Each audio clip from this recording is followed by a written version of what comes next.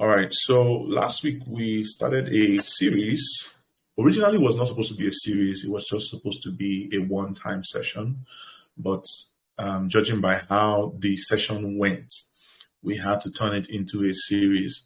By the way, if you are joining us for the first time, we have a very simple tradition here, right? When you join in, you take the flyer for the event and you go and post it on your WhatsApp status and also share the link for Internet Business School. Membership on Internet Business School is absolutely free of charge, and we will never charge for membership here on Internet Business School. So you and your friends, your family, your followers, your people, let them all come to Internet Business School. The link is very easy to remember. It's just t.me/Internet Business School. That's t.me/Internet Business School. So you can share that link and let more of your friends join in. All right. If you have shared today, drop the comment shared. All right. Drop the comment shared. I'll give you a very quick shout out. Okay. All right. So last week we started a series and we started talking about you can build an internet business, a 9-figure internet business. And we did was more of laying the foundation. So we laid the foundation for some of the things that you need in place in order for you to be able to build a 9-figure internet marketing business. And if you missed that session, I highly, highly recommend that you take out time and go through the session. You will see the replay. Just scroll up here on the channel. Just scroll up. You will see the replay. It's always going to be here. I'm not going to take it out. All right. So jumping right into part 2. Right? What we did actually was just foundations, like I said, talking about, some of the internal things that you need to address if you want to be able to build a 9-figure internet business. It's like I said last week that there are dimensions to succeeding in business that have absolutely nothing to do with the physical, right? And to a very large extent, we addressed many of those, key factors that need to be addressed. So if you missed that session, you definitely want to go catch the replay. Thank you to everyone who has shared. Thank you, King Shagun. Thank you, Gold Amadi. Thank you, Meshach. Thank you, Cool. All right. So today we are now entering into the proper meat of how to actually build a 9-figure internet marketing business. Now, what I'm going to be sharing with you, and many people who have joined my classes before, that the things I teach are always very super practical. They're things that you can take and go and apply for yourself and get really great results, nearly even instant results. For most people, they get really great results within a very short space of time. Okay, so we're going to go straight, right? The 3 parts of a 9-figure internet business. The 3 integral parts of a 9-figure internet marketing business. Okay. You can see I don't have slides. I'm just teaching from my brain today. So you would want to take notes, all right? If you have something you can write with you. If you don't have, just go grab something that you can use and write now so that you can get the most out of what I'm going to share and explain to you. Okay. So in order for this to make sense, I need to create some kind of context by sharing with you how it started out, how it used to be when I first started. So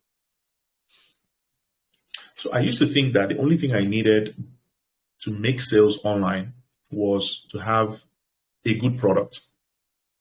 Yeah. So I used to think that the only thing I needed to be able to make sales was to have a good product. So I was only focused on getting good products to promote as an affiliate marketer at the time.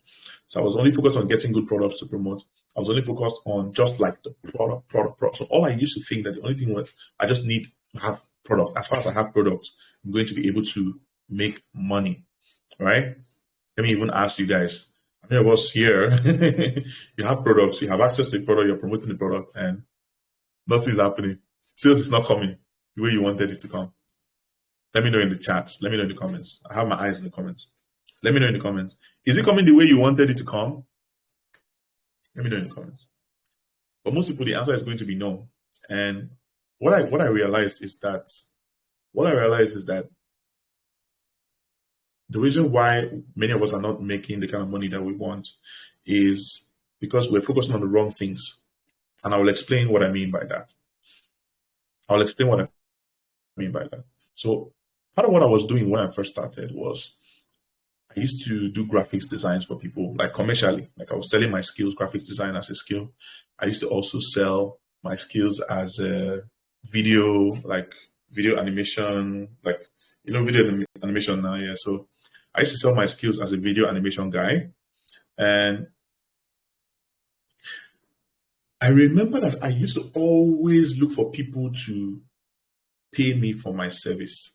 I was always on the hunt for people who were going to pay me for my service. So if I have a friend, for example, now, I would always be looking for an opportunity to tell them about how I can serve them. You understand what I mean? So I'll say something like, and if you know anybody that wants to do CV, I'm your boy and I'm your guy, I can run it for you, and things like that. But interestingly, not only did I not get clients, it also did not to charge high. In fact, what I was even charging then was 5,000 naira for a CV. And then for graphics, somewhere around 2,000, 3,000. I'll charge 3,000 naira for a logo design. So it got to an extent. I had to look within the industry where I was. And I noticed that there were many people who were able to command tremendous results. That they were able to command hundreds of thousands of naira per day. This was 2020. Hundreds of thousands of naira per day was a lot of money in 2020, especially if you're doing like 500K per day, right? So in my mind, I'm like, what are these people doing? Like, what are they doing? Do you understand? So I was in a way, I was obsessively trying to find out what was it that these people were doing that I was not doing, So I came across something. It was one day when I was scrolling on social media and I came across something from Jobberman. By the way, remember I was creating CVs for people who, how much I was charging 5,000 naira maximum. So I came across this post from Jobberman. And I'm sure you guys know Jobberman now. Those guys I used to help people to it's a website where people go to find, check for jobs and things like that. And they also have on the back end, they do CV creation for people as a service as at that time. I don't know if they still do that now. So I looked at Jobberman, right? These guys, I'll have to turn off my video for a few seconds. So I looked at Jobberman and I noticed something different about what they were doing. You guys cannot hear me? Please let me know in the comments. Some people say they can't hear me. Can you hear me? Please let me know in the comments. Please let me know. Can you hear me? Please let me know in the comments.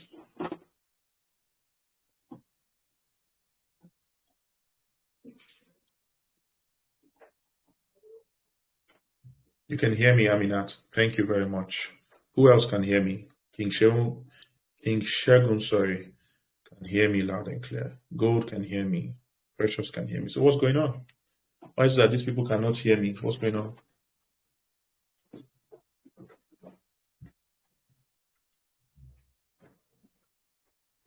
What is going on? Okay, let me connect a different audio source. Okay, let me connect a different audio device. So that should fix it. That should fix it. Okay, someone else says I'm loud. So what's going on? They should refresh their app. This Telegram can be very interesting.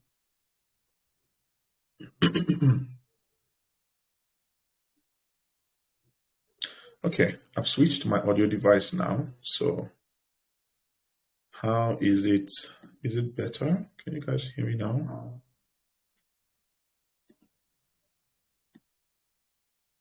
Is my audio okay? About the same thing, huh? Okay. It's okay though. By the way, if you guys just joined in, you can go ahead and share so that we can get more people to join this session for tonight. So let's continue with what I was saying. I'm getting somewhere with this. Please pay attention. So when I looked at Jobberman and I looked at what I was doing, there was a very big difference. First of all, I noticed that Jobberman was getting way more people contracting them for their service. So people were sending them, messages. They want to do their CVs, and Jobberman was charging as high as, 32,000, I think 32,000 or 22,000 naira for a CV at the time. Well, I'm like, it's not the same CV that I'm doing. Like, is it not the same CV that I'm doing that these people are doing as well? Like, why are they able to charge, as much money as they are charging, and I'm just charging 5,000 naira? And on top of that, I'm not even getting clients. Like, I'm not getting people on a steady basis. Like, what exactly is the reason? I had to figure out why. I needed to know what was the reason why all of that was happening.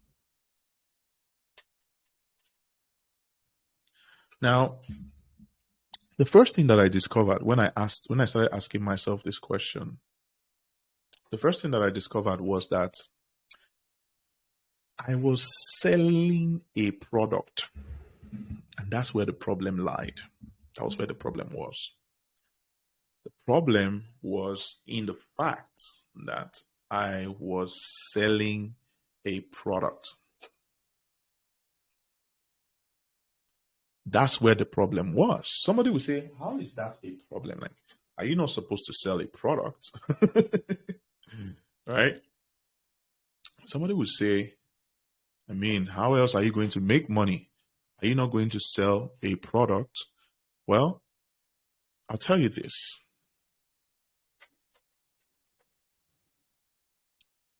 Of course, you're going to sell a product, but you see, the difference between the person who makes money online selling stuff and the one who doesn't is in the fact that the one who is selling the most is not just selling a product, he or she is selling an offer. What is the difference? What is the difference between a product and an offer? I'm actually asking the house now. Feel free to drop a comment. What is the difference between a product and an offer? Because what I'm going to teach you tonight, or what I'm going to share with you tonight, it comes down to three things. What it takes to build, if you want to build a 9-figure internet marketing business, it comes down fundamentally to three things. As long as you have laid the foundation and you have these three things in place, it is only time before you are able to cross the 9-figure mark. So, what are these three things? I've already mentioned the first one, directly or indirectly, and I've told you what it is. It is, you shouldn't be selling products or services or software. You should be selling offers. Someone says an offer is that thing that sells out the product without stress. Is that so? That is interesting. What else does anyone have to say about what an offer is? I like to probe people's thoughts. I like to question things, and I like to probe people's thoughts. And the reason is you can easily predict your outcome if you probe your definitions. If you check how you define things, it can determine what happens when you begin to work in that direction. Say, for example, somebody does not understand what an offer is, and he has been, in quote, trying to sell offers. So what exactly has the person been trying to do? That's why it's difficult for you. It would always be difficult for you because you don't have a solid definition of what it is, right? Someone says an offer is what your audience stands to gain from the product. Another says an offer is a product that is irresistible. An offer, is that a product? Is it? There's no right or wrong answer. I'm just actually trying to figure out this thing with you guys right now. Tell me what's going on in your mind. What is an offer? By your own standards, by your own definition, what is an offer? Someone says an offer is the knowledge you give. Is that so? An offer is the knowledge you give? Okay. That's okay. Okay. Aminat says an offer means you giving value. Okay. That's okay. Please excuse me one moment.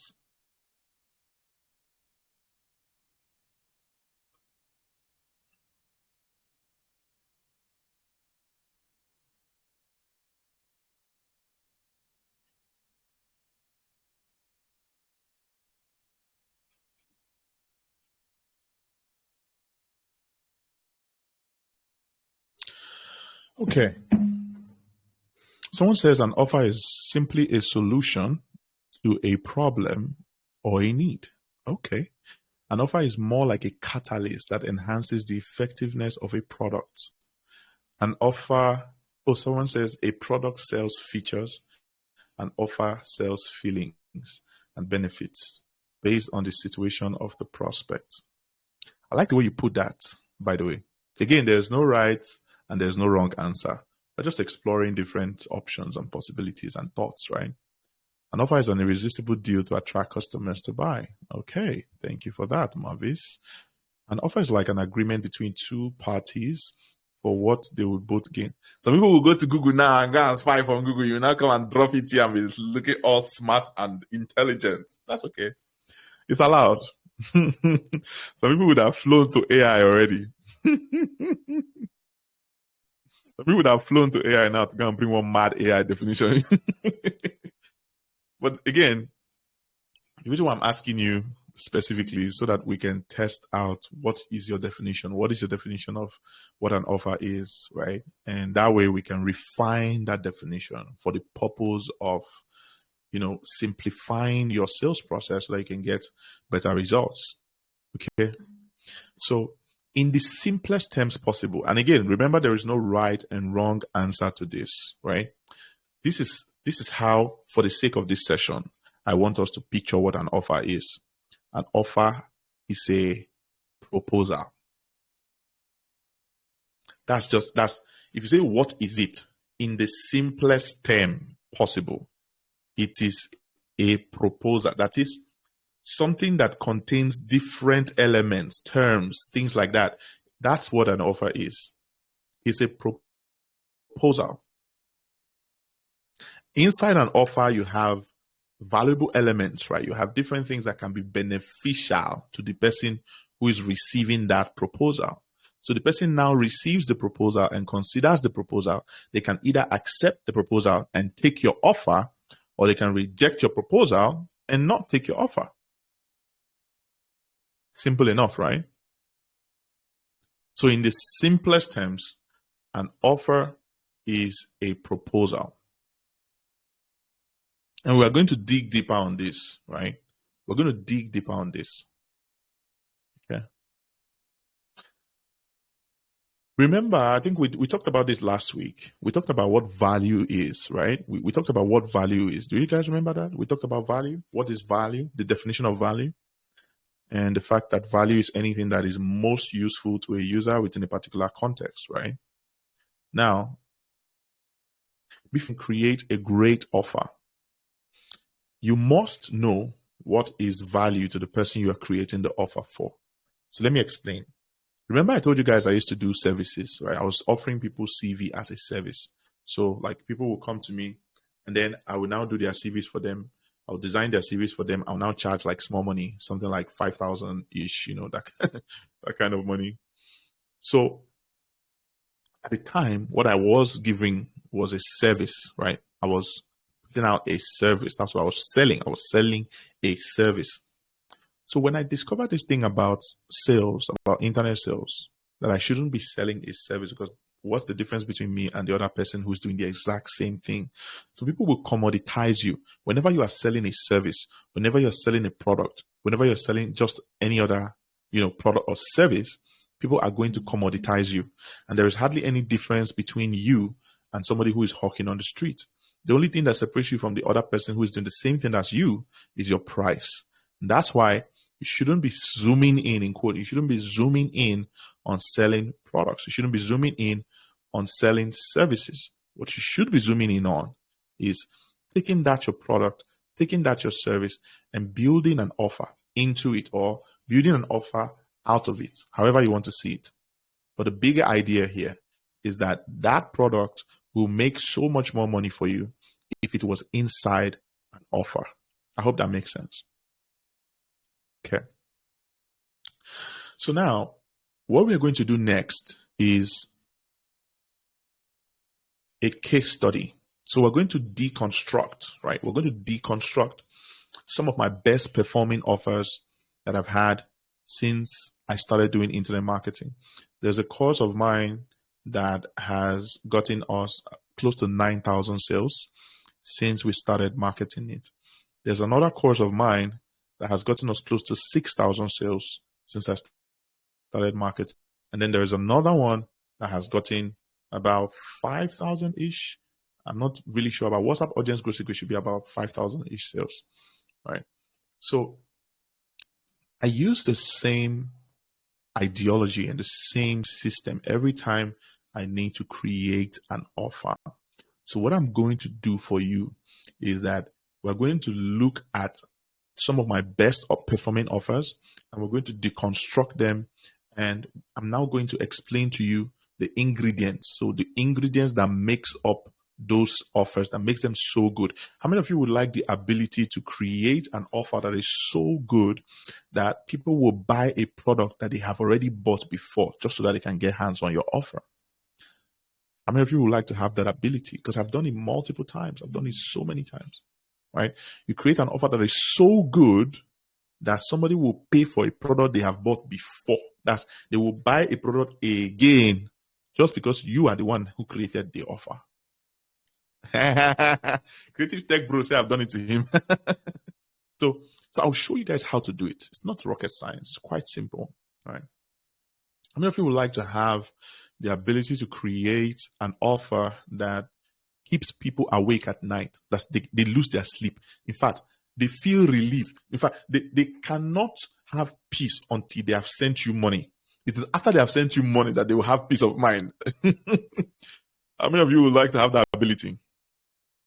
Yeah, there was somebody who asked me a question on a Twitter space very recently, and the guy was like, he's been doing everything right. So he's been like driving traffic into his funnel. He holds these WhatsApp webinars, and people turn up. There's been engagements, but when he has put the offer in front of them, they don't buy.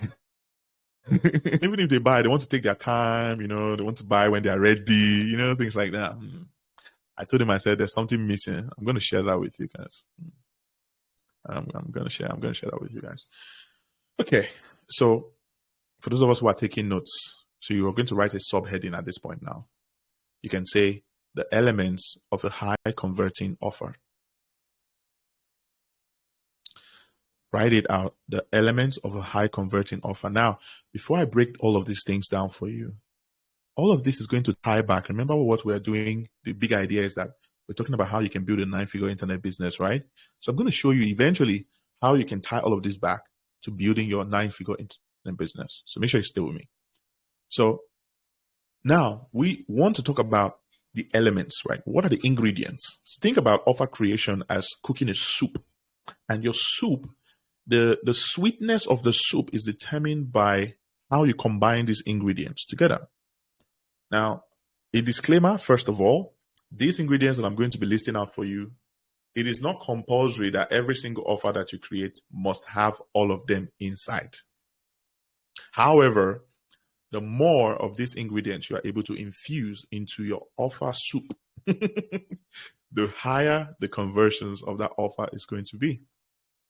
And the reason why these elements are so crucial, or these ingredients, like I like to call them, are so crucial, is because they all play a unique role. Each of them play a specific role in the offer process. They play a specific role in the process of, one, compelling your prospect to make a buying decision, and number two, compelling your prospect to take action on their buying decision now, not later. Right? So the offers that I usually create are offers that compel people to not just take action, but also take that action now, not later. And even if they decide that they want to take action later, there will always be a cost of taking action. So they want to avoid taking action. I create that mental disposition that they want to avoid taking action later. In fact, it will be more beneficial to them if they take action now than if they decide to go and take action later. Okay. So, are you guys ready for this one? Are you guys ready for the ingredients? Alrighty. So, again, these are things that have worked for me. So feel free to make tweaks however you want to make tweaks, right? Now, the first ingredient of a high converting offer is a name, right? The first ingredient of a high converting offer is a name. So in other words, what is the name that will be associated to that offer? Let me give you an example. Many of us know that 0 to 8 is my group coaching program for training affiliate marketers, right? So 0 to 8 Affiliate is a membership that has an offer. Organic Traffic ATM Blueprint is an offer, right? Because when I break down all these things now, all these ingredients for you guys, you now see what I mean when I say it is an offer. So an offer should have its name. And your name, or rather the name, is, I don't know why Miracle is always having issues hearing us on this channel.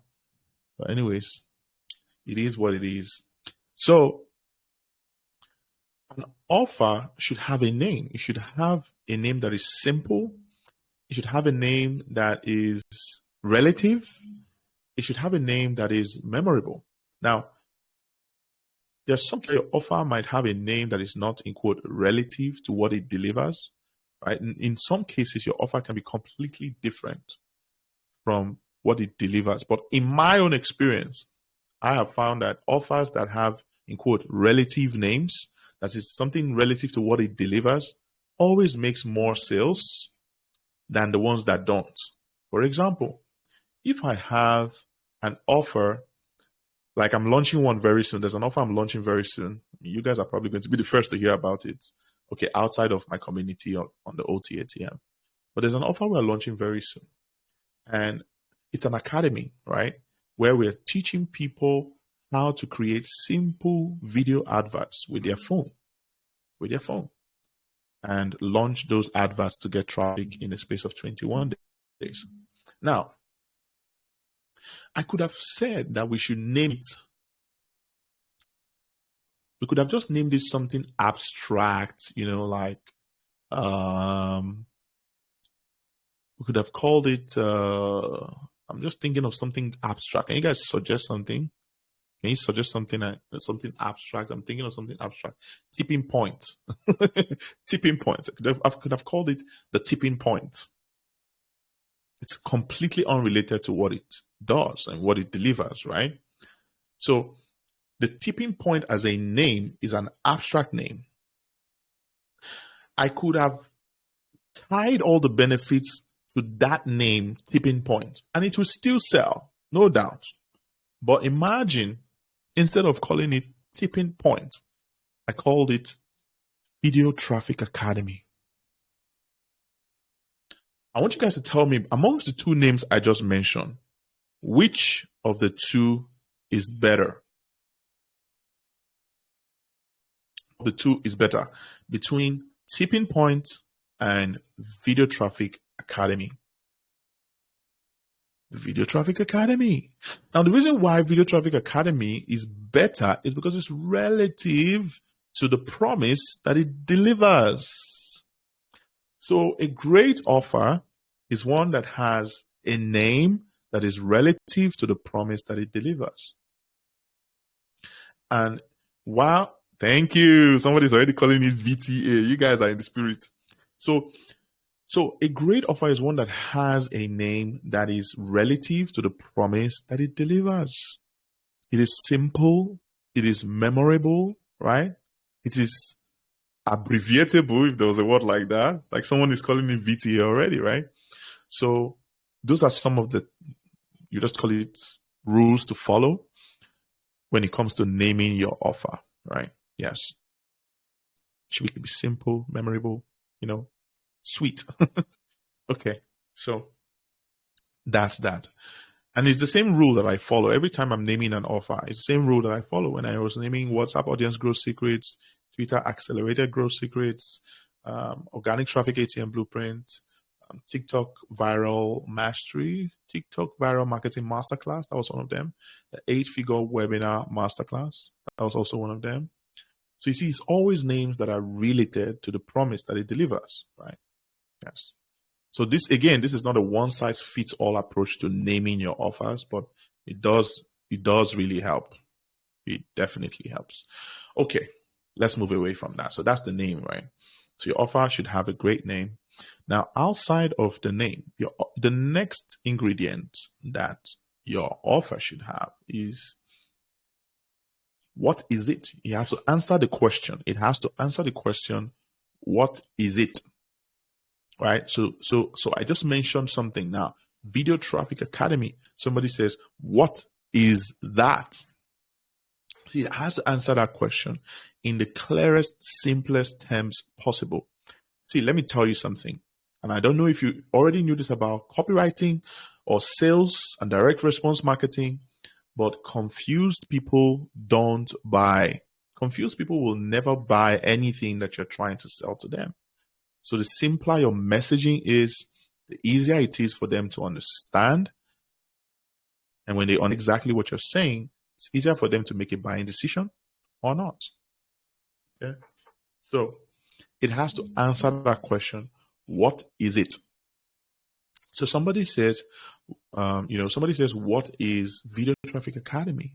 I tell you, Video Traffic Academy is an online education program where we teach people how to use their smartphone to create simple video adverts that gets traffic every single time.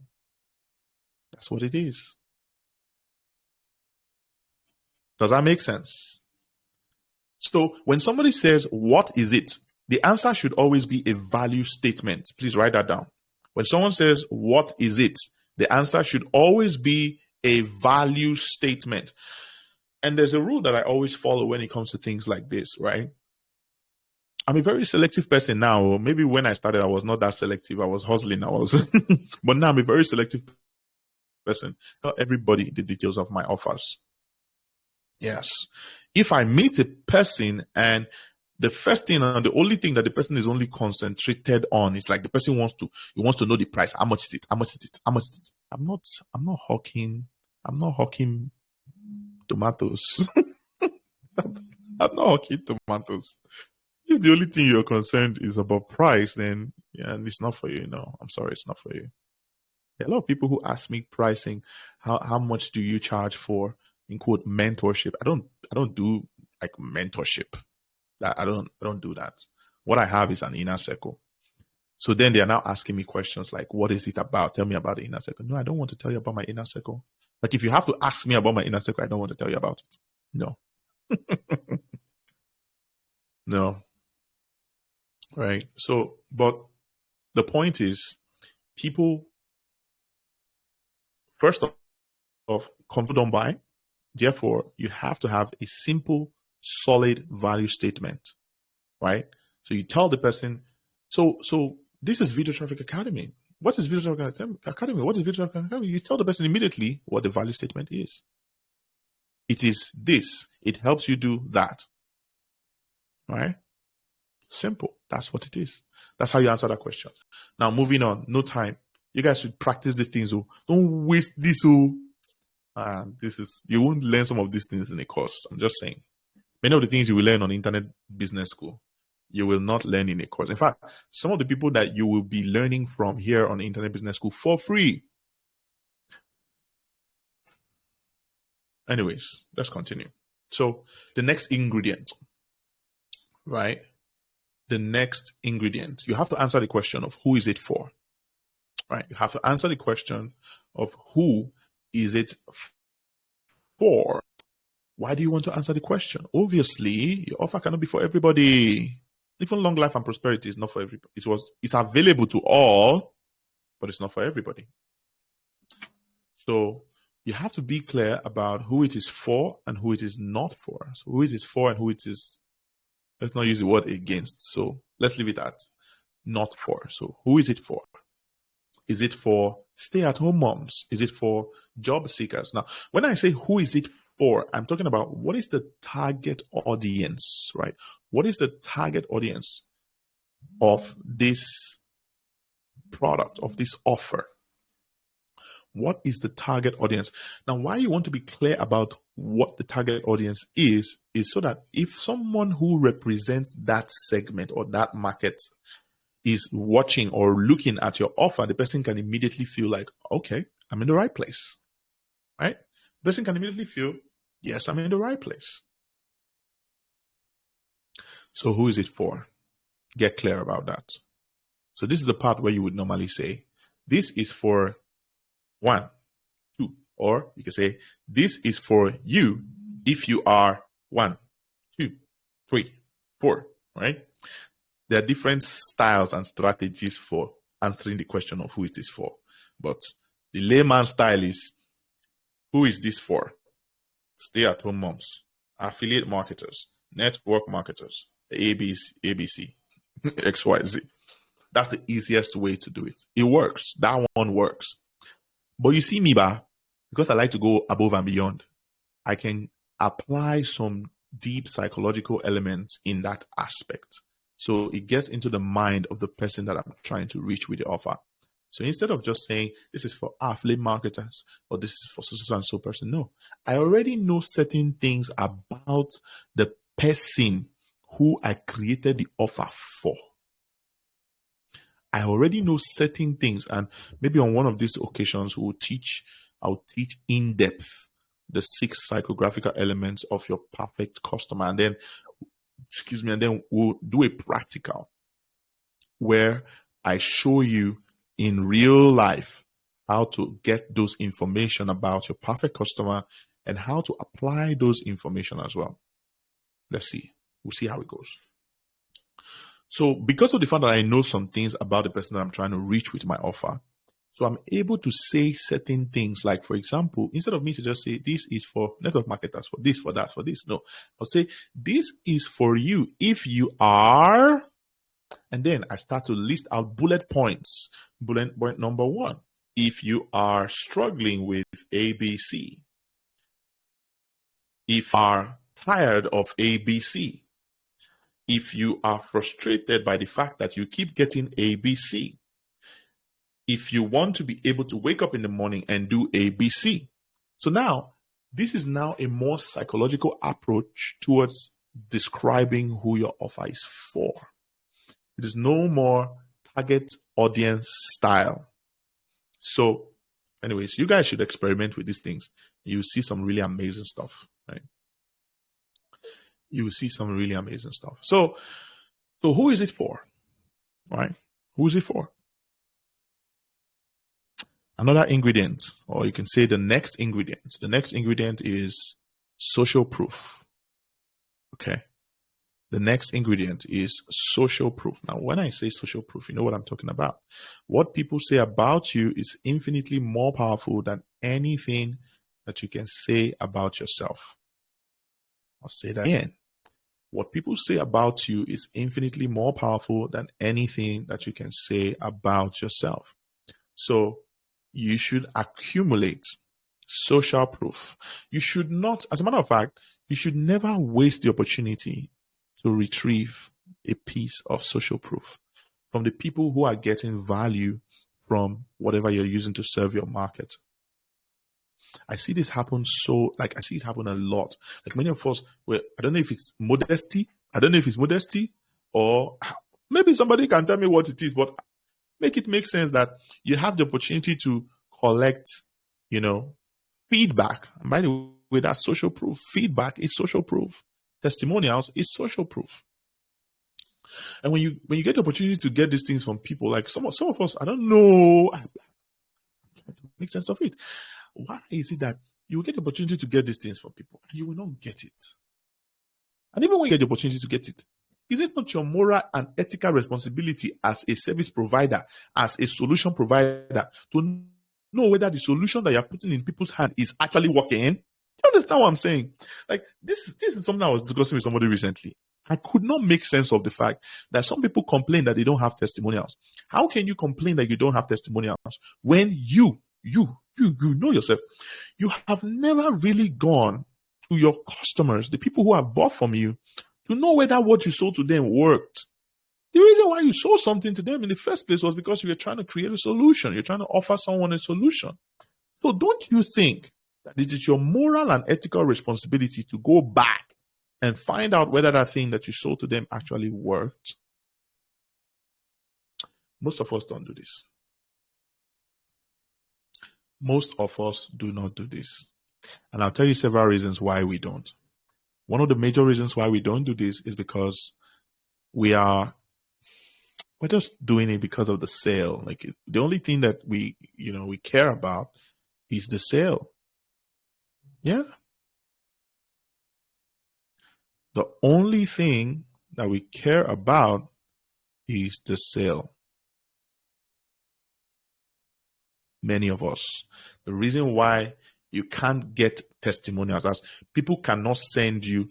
By the way, Mr. Ayomide, I see that you can hear me now. Awesome. Can you please let other people know what you did so that they can do the same thing? There's some people who are struggling to hear what I'm saying. And by the way, if you are gaining some value so far from this session today, now would be a great time for you to download the flyer. Download the flyer now. So just go back to the channel, download the flyer. When you've downloaded it, type downloaded inside the comments, and then go share it on your WhatsApp status. Take the link along with you. The link is t.me, that's telegram.me, t.me/Internet Business School, all together, right? Share that so that you can have some of your friends join us right here, okay? So it's possible that some folks don't have their device speaker active if they're using a mobile phone. Yes, it's even possible. I'm sure that's even probably the reason why you have to select the speaker phone as your audio, okay?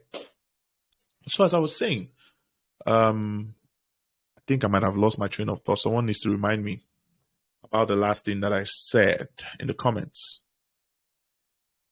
Please let me know. Let me know in the comments. Last thing I said. Those who have been paying attention.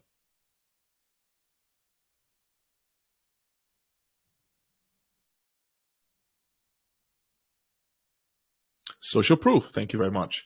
So the point is, many of us who have not been taking opportunities to gather social proof, right? Don't be about the sale. The reason why it happens is because many of us are all about the sale. The moment you get the sale, you move on to the next person. And as far as you're concerned, the person who has bought from you no longer exists. Most of the time. I'm grateful for everyone who has ever bought from me multiple times. And the reason why I'm most grateful for them is, even though I don't have solid systems in place for customer retainment, I do ensure that the people who have, in one way or the other, patronized any of my offers in time past always gain maximum value for money. Matter of fact, they always gain way more value for their money than whatever it is that they pay. So when people are in that state of excitement by virtue of what they have gained from patronizing you, most of the time you don't even need to ask for a review or feedback or even a testimonial. Some of them will go as far as doing a video testimonial for you even without you asking. But the essence of what I'm saying here is you need to have testimonials. You need to have social proof. You need to have stuff that's going to answer the question of, how do I know that it works? So it's two things. Please listen.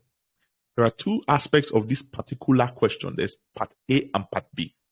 Part A is where you answer the question of, how do I know that it works? So that's where social proof comes in. How do I know that it will work for me? It's a different question. I hope you know. I hope you know that. How do I know it works? It's a different question. But the average person who is looking at offers is always thinking, if it works for them, how do I know that it will work for me? How do I know? How do I know? Will it work for my business? My business is one of the most unique businesses on earth. My business is what will I even call the business model now? But many people will think to themselves that, how do I know it's going to work for me? And how do you answer that? So how do you answer that? There are two ways you can answer that, by the way. One of the ways you can answer that is by using specific testimonials, so contextual testimonials. When you already envisage some of the questions that they might be asking in their mind, you can answer them by giving them contextual testimonials. That's one. And then two, you can use case studies. All right, you can use case studies. For example, someone says, let me use one of the ones I used in my offer for the organic traffic ATM blueprint. So someone says in their mind, I know what's going on in their mind. So in their mind, they're like, but how do I know that this is going to work for me? I don't like showing my face on camera. And I see most of the people who create videos today, they're always showing their face. For me, I don't want to show my face. Is it going to work for me? So I now say, well, instead of me telling you that it's going to work for you, which, it's my word against yours, how about I just show you this guy who, without showing his face, he applied what I taught him step by step, and he was able to get XYZ results. What does that tell you? If it works for him, it will work for you too. Voila. So once you do that, the person immediately thinks to themselves, oh, okay. In his mind, it's like, okay, he's at peace now. In his mind, his question has been answered. His concern has been resolved. Okay? Hope that makes sense. All right, so let us continue now to the next ingredient. So now we just talked about how do I know it's going to work for me, right? And then we also talked about how do I know that it works? So what's the next? So what's inside? That's the next question. The next question you have to answer, or the next ingredient, is what is inside? Or in other words, what's in it for me? Right? You have to answer the question of what's in it for me. So using Video Traffic Academy, for example, and funny enough, we don't even have a sales process for that yet. We're still building. But using that as an example, right? We simply say, as a member of Video Traffic Academy, you're going to be getting access to you're getting access to the form, which is where you're going to be learning in a 21-day tailored program that shows you how you can create short form videos. I said short form videos, advert videos using your smartphone. That one is a little bit rough. So let me use a different offer, because we've not designed the offer for Video Traffic Academy yet. So this is me just trying to come up with it on the spot. So let us zoom in on the Organic Traffic ATM blueprint instead. Okay. Now, answering the question, what's in it for me? There's a system to doing it. I'm going to explain what that system looks like. So answering the question of what's in it for me. So the first thing you do, right? The first thing you do is you mention the feature, right? So this is now where you are now going to be, this is the part where you're going to be listing out elements. So when you're answering the question of what's in it for me, that's the part where you begin to list out elements. You're now listing out elements. Element number one, right? That's the feature, right? Feature number one. Let me even use something that's right in front of us to illustrate what I'm talking about. This is a microphone. This is a Shure MV7 microphone. That's what it is, right? That's the name, not what it is. The name is Shure MV7. That's what the name is. But what it is it is a podcast microphone, right? It's a high quality audio podcast microphone. And then now we are now going into what's in it for me. So I've seen the box. You've told me what it is, but then why should I buy it? What's in it for me? Well, first off, it comes with a nice looking, okay, this didn't come with it originally, but I bought it separately. So it has a nice, rounded puff, a nice rounded sound filter. Let's call it sound filter, because that's actually what it is. So it has a nice rounded sound filter. That is a feature, right?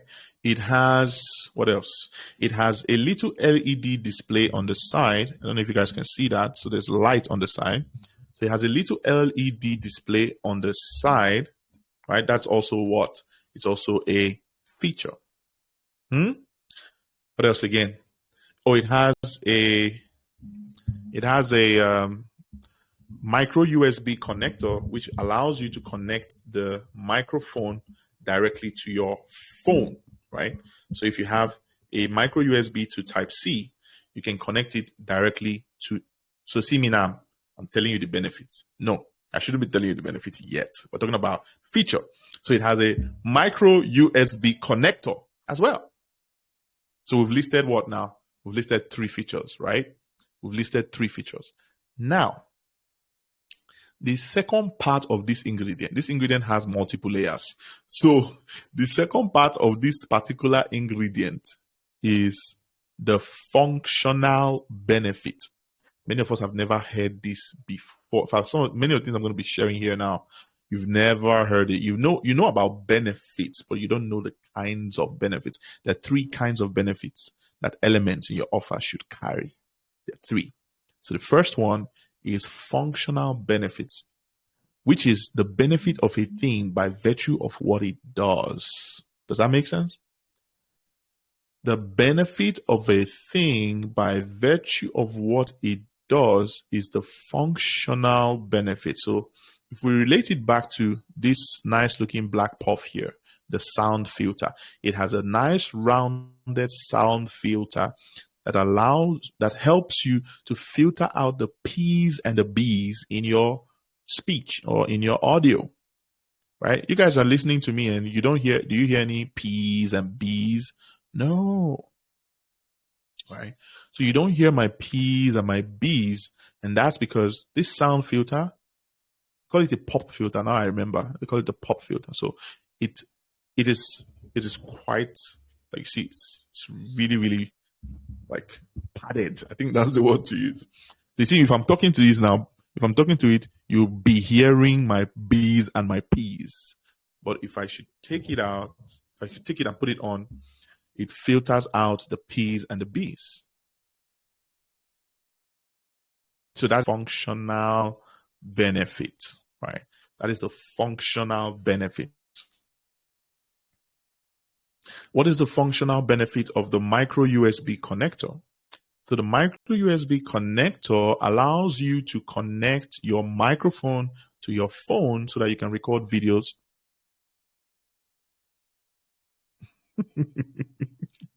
Let me stop there. It allows you to connect the microphone directly to your phone.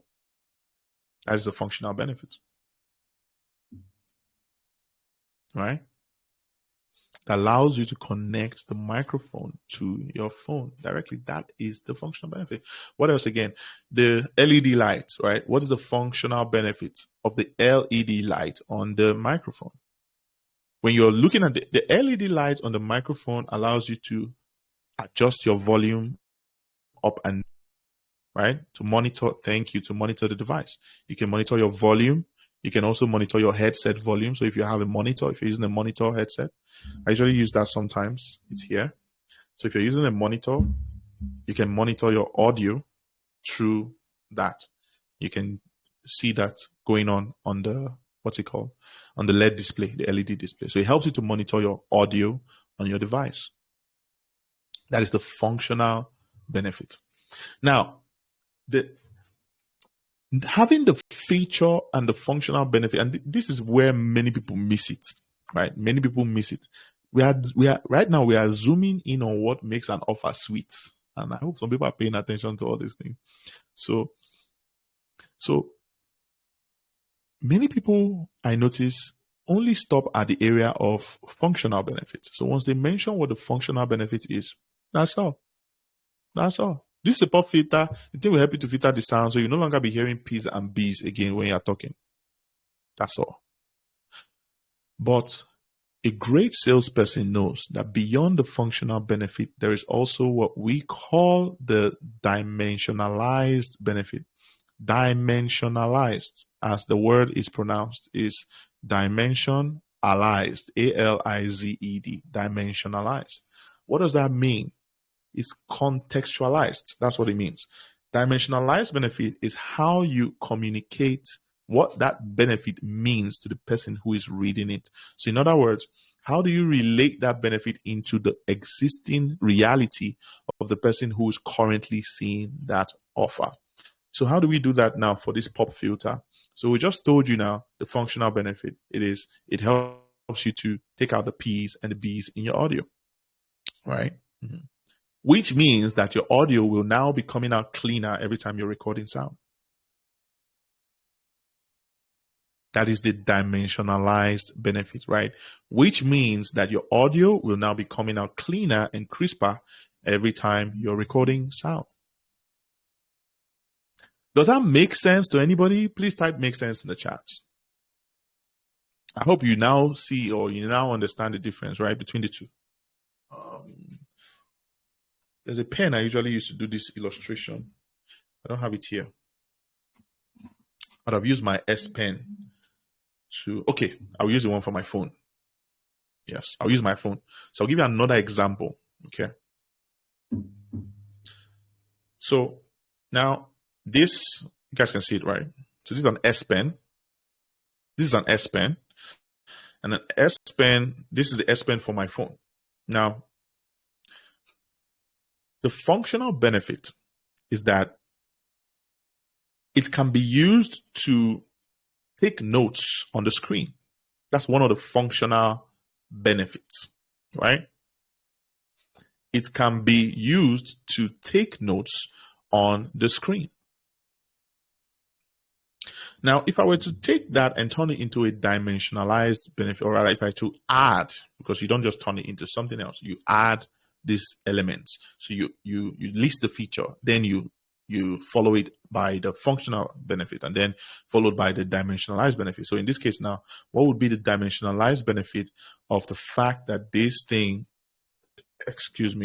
helps you to write on your screen? Or better still, the overall functional benefit is that it helps you to control your screen hands-free. Okay? You should focus on the other one about writing on the screen. Let's stick to that.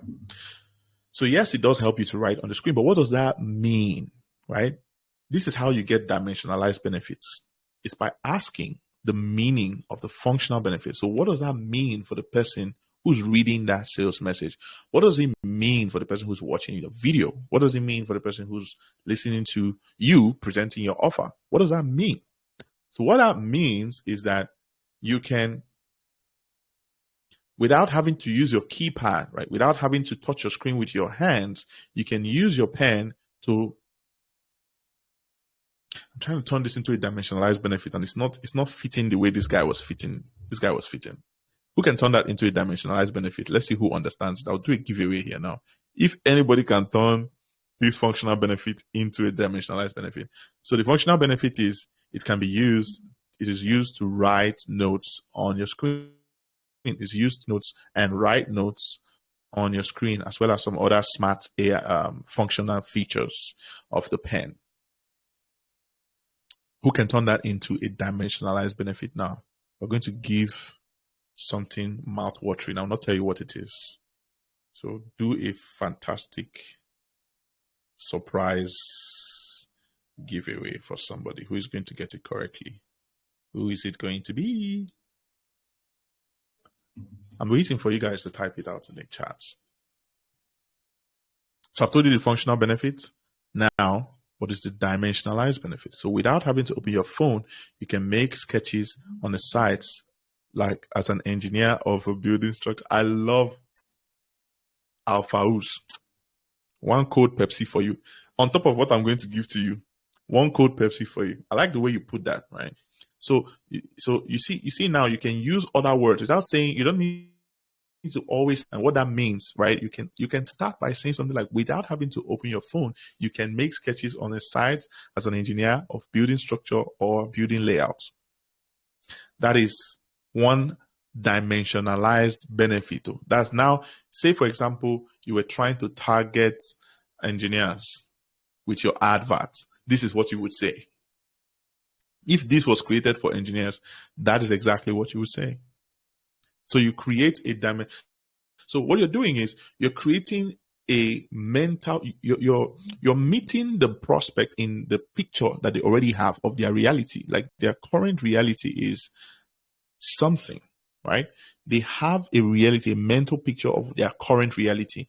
So it comes down to you to use your dimensionalized benefits to tie that thing to what they are already experiencing on a daily basis. Does that make sense? Okay. So that's dimensionalized benefits. Now let's move over to, let me give you a third example so that it makes total sense. Okay. So let me give you a third example. Okay. Let me give you a third example. So the organic traffic ATM blueprint is one I like to use as an example. And the functional, let me list one of the features, right? One of the features is that you are going to be getting access to the hook library, right? For example, this is an example feature. It might not actually exist inside the organic traffic ATM blueprint.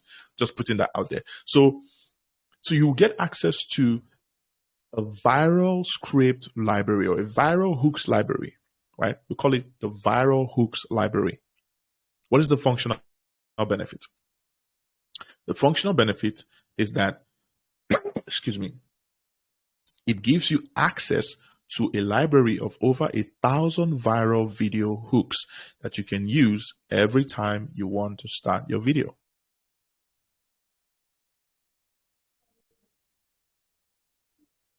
In a way, I've actually even embedded one kind of dimensionalized benefit into that. But then if I want to take that and make it even more dimensionalized, I can easily just say, which means that every time you want to create a short form video, you don't have to start from zero. You can start from viral. There's a wordplay there. So that's the dimensionalized benefit. Okay. I hope it makes sense now. If it doesn't still make full sense, feel free to come back to the replay and listen to this part again so that it can make sense. Okay. So now the final thing that you can add, right? Now we're still talking about elements now. We're talking about what each element should carry. Each element should carry a feature, it should carry a functional benefit, it should carry a dimensionalized benefit, and finally, it should carry an emotional benefit.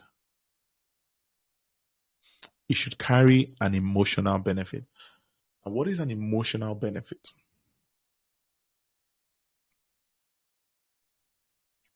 The emotional benefit is simply put, is how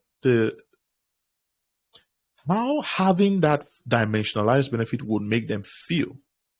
That's the emotional benefit. What is the emotion that they get from having that particular element? And there's a very simple technique to embedding this one into your offer. Very simple, right? So an example, using the most recent one that I gave about the viral hooks library. So I can now say I want to add an emotional benefit, right?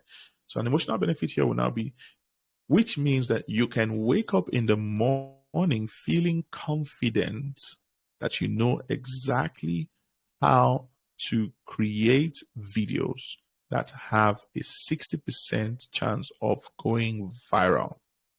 That is an emotional benefit. You do that. So you can wake up in the morning knowing exactly you can wake up in the morning feeling confident that you have everything you need to make your videos go viral with great hooks. That's also another way of putting that in an emotional benefit context, right? So putting everything together now for that particular element. So starting from the name, remember the name, right? So the name is you are getting access to the viral hook library. The viral hook library, that's the feature name. That's the feature name, the element name, right? Now, what is the functional benefit? Which is a compilation of over 1,000 viral video hooks, over 1,000 tested and proven viral video hooks that you can use every time you want to create a new video.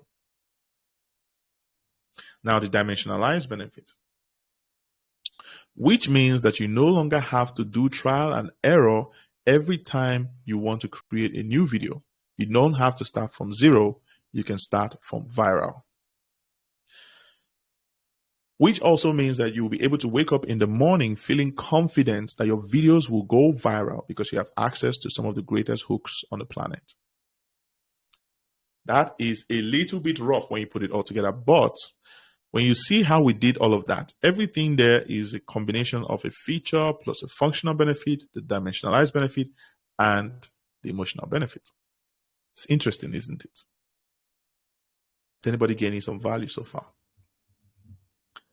Type value in the chats. Type value in the comments. Okay. So that is that for that ingredient. Okay. So that's that ingredient.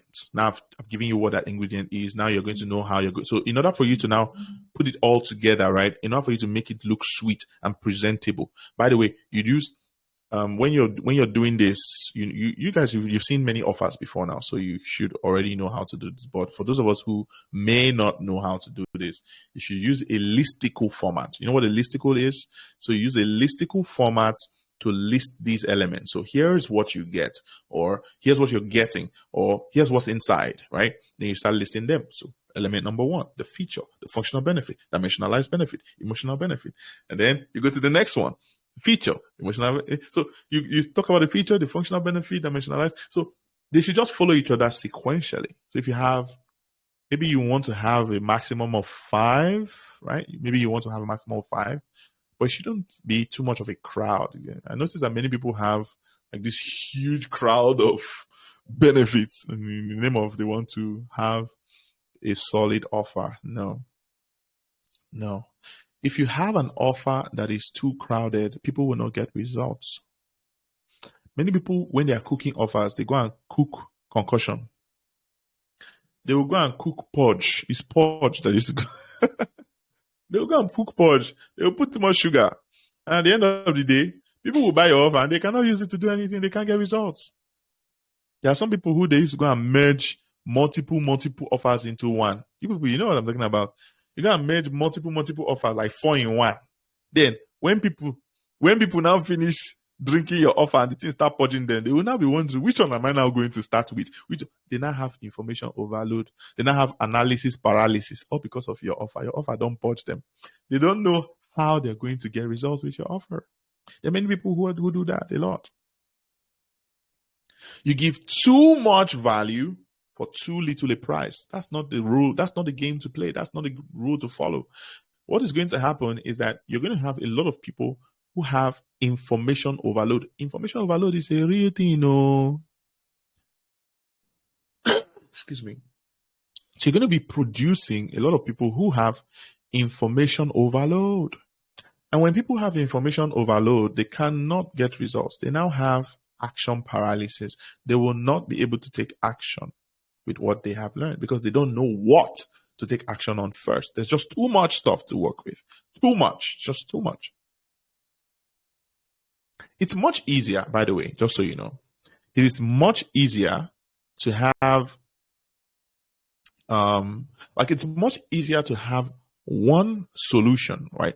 You have one solution, one outcome that your product or your offer, your system provides, and you focus only on adding elements that help you to deliver on that specific outcome. Did you get what I said? Including your bonuses, and we're going to get there now. Including your bonuses. everything inside your offer, the elements, everything should all be geared towards one specific outcome. I have seen situations before where somebody will create an offer that drives the buyer in 4 directions. So the buyer, the buyer has to choose 1 out of 4. They don't know what they are going to choose. Like, people don't like to make those kind of decisions. Like, there's what they call decision fatigue. I hope you guys know that. So you give somebody access to some, digital product. The person gets to the point where they have to decide and choose a path. They don't know what they're going to choose. And they now become, they become paralyzed, and they have all this great information on their hands, but they don't know what to do with it because it requires them to choose a direction, and it's difficult for them to choose a direction. So you will now be the one that will be answering the question all the time. You guys know what I'm talking about. That's the reason why they will come to your Telegram, group or your community or wherever, and they start asking you, I don't know which one to focus on now. Which one am I going to focus on? Of course, that's what's going to happen. All right? I hope it makes sense. I hope what I'm saying makes sense. So what you want to do is what? You want to create a simple solution, a simple product, put it into a simple offer that communicates one simple solution that you provide. I gave you the example of Video Traffic Academy. We're still working on the offer and everything, but I am very clear on it so much that I can explain it to you in one sentence. It's an online education platform. It teaches you how to use your phone to create simple video ads that gets traffic. Simple. So everything that we're going to be teaching in the 21-day structure of the program will be to help you to achieve that one outcome. You will make so much more money, I tell you. You will make so much more money. Many of us, our own interpretation of more value is more directions. You understand? Like, so in our mind, you're like, so you have to pack things, put inside. I saw one person's offer one day. The guy had 16 bonuses. God, I beg. Why do you have 16 bonuses in your offer? I don't understand. Are you trying to choke somebody? Like, what is your plan? What is your agenda? What is your intention? 16 bonuses. There are offer jagabans, so there are people and there are people. It's crazy. So we don't want to be creating that kind of confusion for people, right? We don't want to be creating that kind of confusion for people. It has to be simple. And let me also say this. Right, you guys have heard me so far. What I've explained so far. I mentioned anything like set unrealistic expectations and all those things. No. You should not have anything that promises what you cannot deliver. Right? You are supposed to under-promise and over-deliver, not over-promise and under-deliver. Because I find that it's a very common occurrence that, and by the way, that's actually what led to the popularization of what I ordered versus what I got. It was someone who woke up one morning and said, I want to promise heaven and earth. And when the people bought heaven and earth, even the earth that they saw was not the fullness thereof. So don't be that person who is so, caught up in the process of playing around with words that you go and now promise the things that you know you cannot deliver. They will drag you. Okay. So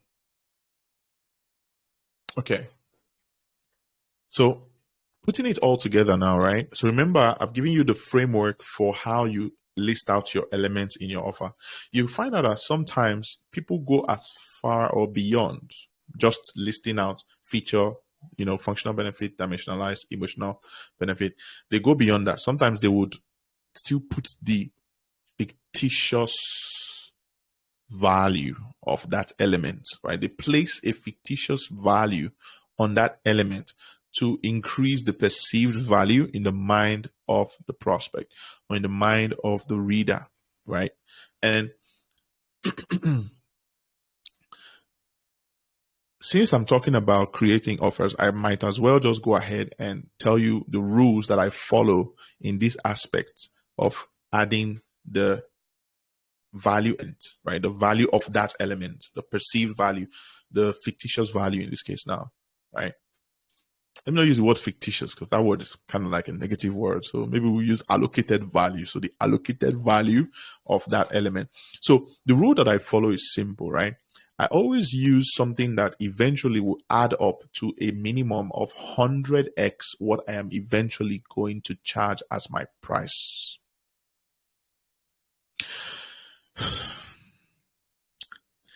You want to be adding it up in such a way that when you get to the final destination, it adds up to a minimum of 100x of whatever it is you're going to charge. And I'm going to explain why it should be 100x. 100x is 100 times, right? So let's say element number, let's say the price of our product is, ₦100, okay? Or $100, let's say $100. The price of our product is, or the price of our offer, the special price is $100. So what that means is that your total allocated value should be somewhere above $10,000. Does that make sense? Your total allocated value should be somewhere around or above, $10,000 and above. Yes. The reason is this. The reason is when people perceive that they are getting the longer end of the stick, they are more likely to take an action that you want them to take, even if you add some kind of time bound clause to it. Yes. I'll explain more. So I don't want to jump ahead. So the elements, right? So now you're able to, put together your elements. If you want to add the value, allocated value, that's also fine. But just know that when you're done listing out your different elements, following the formula I just gave you, you can also add the value. And then what you need to do is now total that value. So that's what you will now say, or that's what you will now see. Normally, you now see the total value of everything that you get in this offer is $12,560, right? Total value. Okay, so if you do this well, great for you. Now, beyond that, you also want to make sure that what you're giving these people has to be something that you have to do something or add something that makes them get it now. Remember, your offer itself has to even be great, but what makes your offer become mind controlling is the bonuses that you're going to add to it. I don't know how people used to I don't know how other people do their own bonuses. But for me, I have a rule that I follow. My bonuses must always make somebody feel that they have to get it now and they have to get it before everybody else. Two things. They have to get it now and they have to get it before everybody else. That's my own personal rule. I'd rather take the money now. Why do I have to wait? Why do I need to wait for 24 hours? Why do I need to wait for 48 hours? So it's better to get it now. How do you make sure that your bonuses helps you to do that? It's simple. First things first. You have to do a little bit of research in some cases. So you need to find out what are some of the things that I can add to this offer that would help them to get faster results. That can be a bonus. So what are some of the things I can add that helps them to get faster results? That can be a bonus. I'm not going to tell you what it is. You Just you are the one that's going to do your thinking on your own in this part, for goodness sakes. So the second one, right? Right, something else that you can use as a bonus. What are some of the things that can help them to save money, right? What are some of the things that can help them to save money and energy?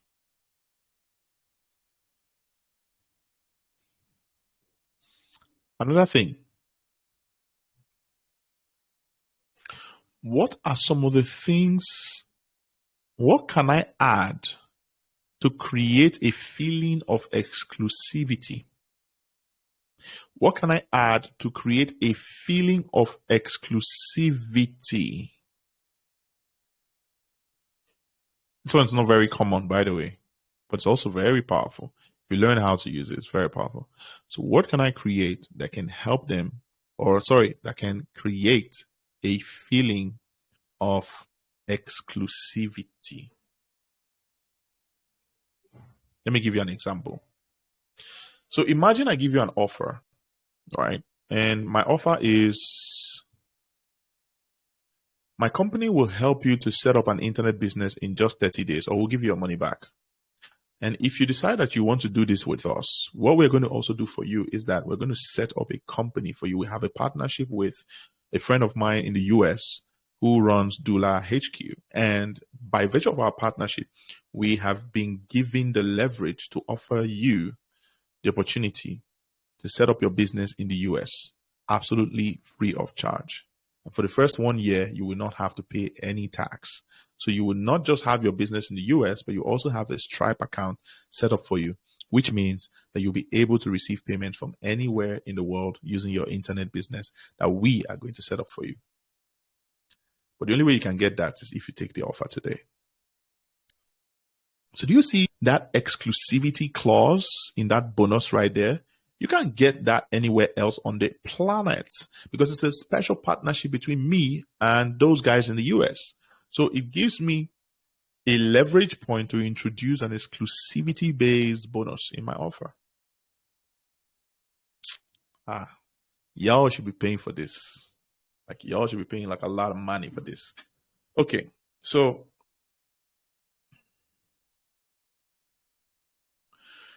those are some of the rules, right? Those are some of the rules that I personally follow when it comes to creating offers, right? This guy says if the offer existed, he would take it. Of course, you. Interesting, right? So let me give you another example of how I've embedded this into my offers in the past. Like the one I did in 2024. There was one offer I did in 2024, and what I did was for the first 5 people every week, every single week, for the first 5 people, was it 5 people or 10 people? Somewhere around 5 or 10, who were going to take the offer immediately. The first 5 were going to get a private coaching call with me for 1 hour.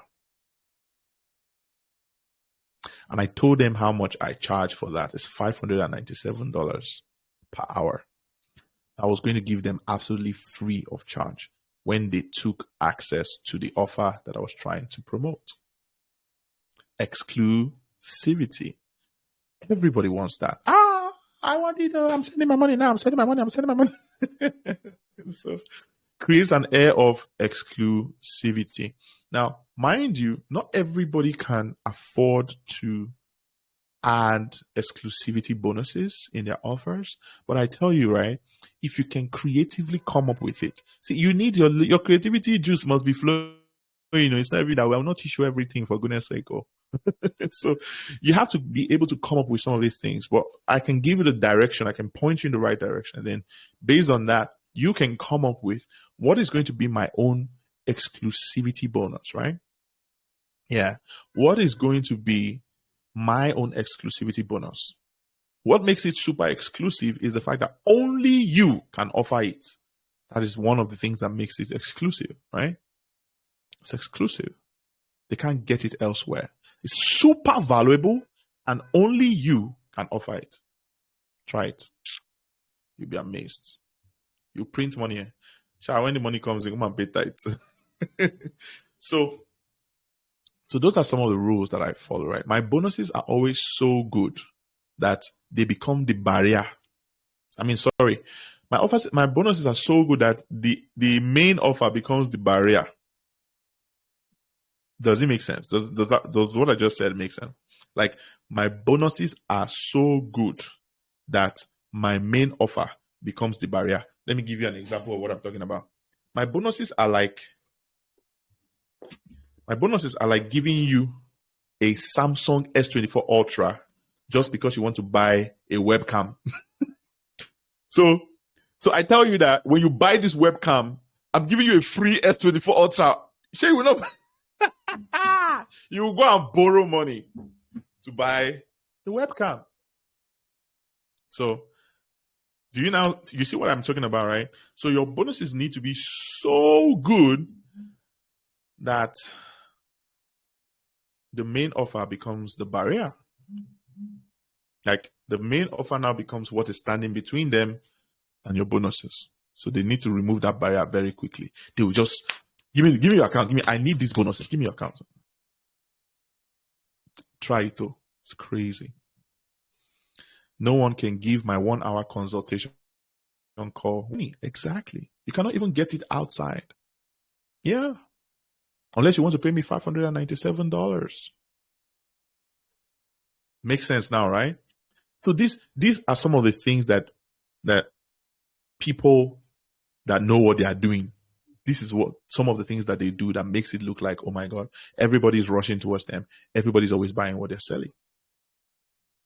So learn how to creatively craft your offers. I've given you 3 angles that you can use when you're creating or adding your bonuses, right? I've given you three angles. Yes. Another angle, let me add more. Another angle is to allay their fears. Create a bonus that allays their fears.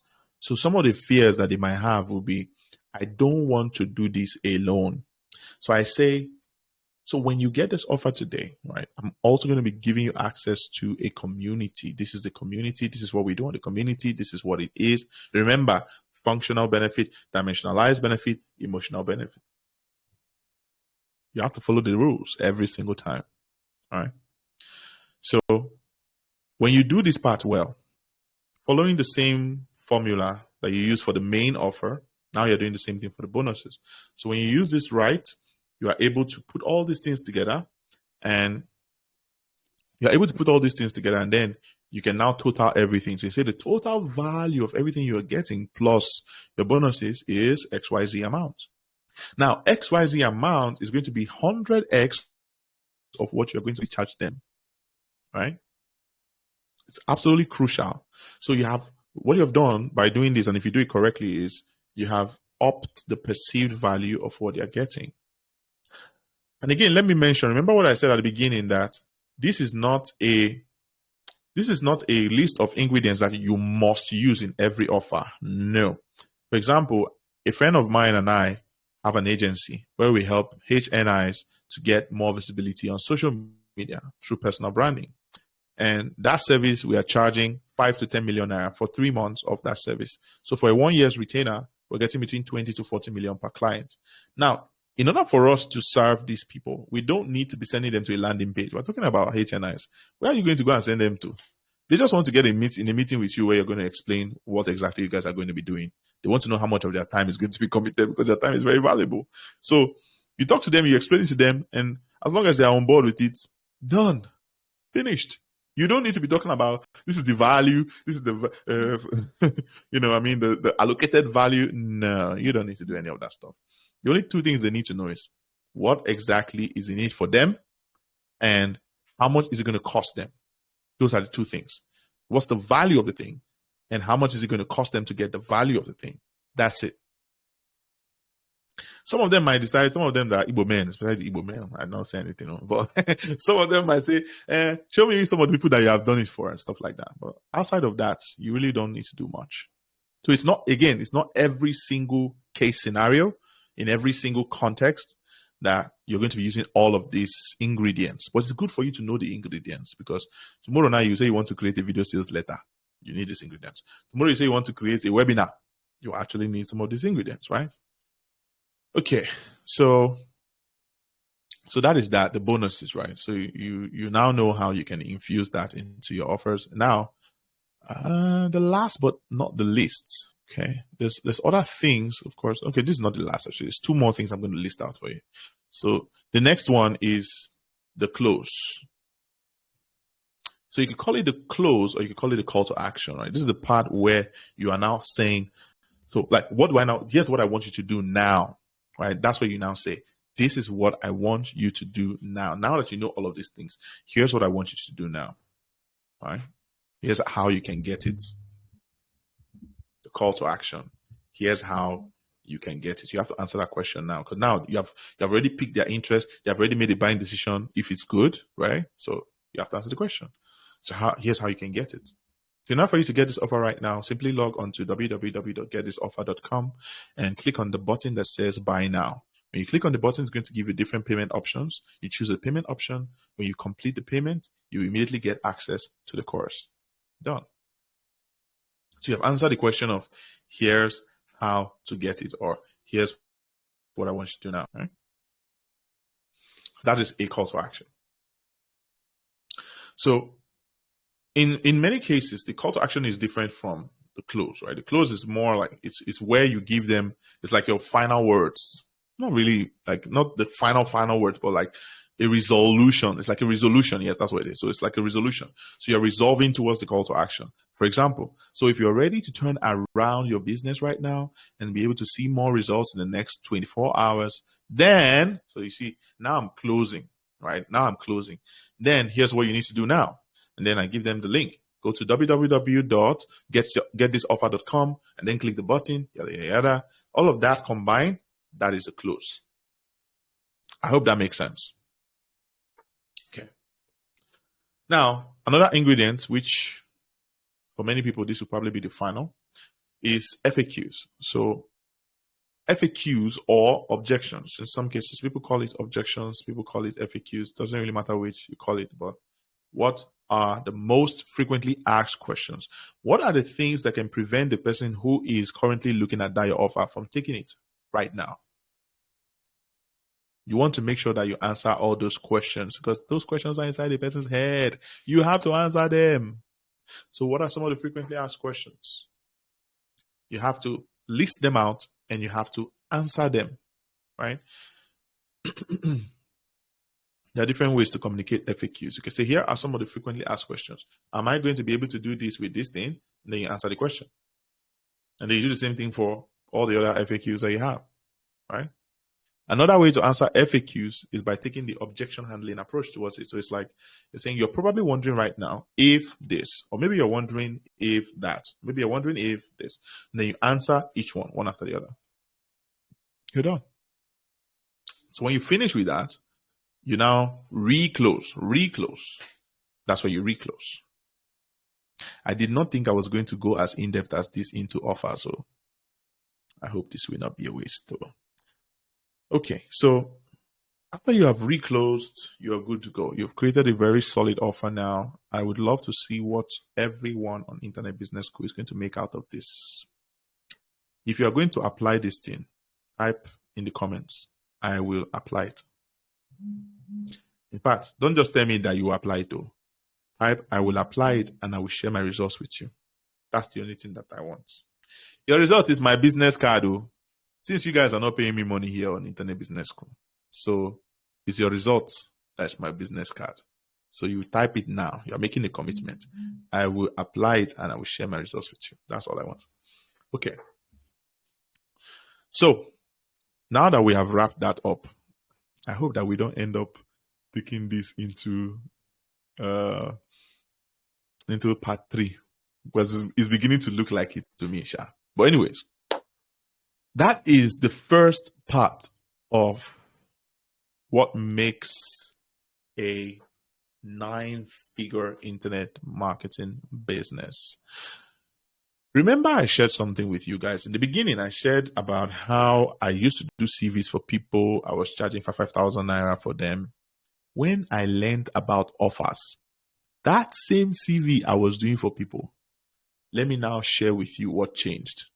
Once upon a time, anytime I want to do CV for somebody, I say, if you know somebody that wants to do CV, I'll be happy to do the CV for them. It's just 5,000 naira. It's very affordable. Yada, yada, yada. That's how I used to present it until I learned about offers. So the first thing I did, remember, I said you have to name your offer. So I named my own, and the new name was the Brands Elevate Super CV. I said, you are getting your hands on. I am super excited to introduce to you the Brands Elevate Super CV. In your mind, you're like, what is that? Right? What is that? And the first thing I tell you is, this is not just a CV. Imagine having something that is so powerful that when you place it on the table of a HR manager, you go from option to choice in less than 30 seconds. Imagine having something that has been battle tested so well that it gets a 60% callback rate, meaning that for every 10 times you submit this CV, you will get 6 calls guaranteed. Now, I've not even talked about the features and all those things yet, though. We're going somewhere. Imagine having a CV that has been tested both locally and internationally, such that you can apply for both local jobs and international jobs. And your chances of getting those jobs are higher because even the content is tailored to what those companies need.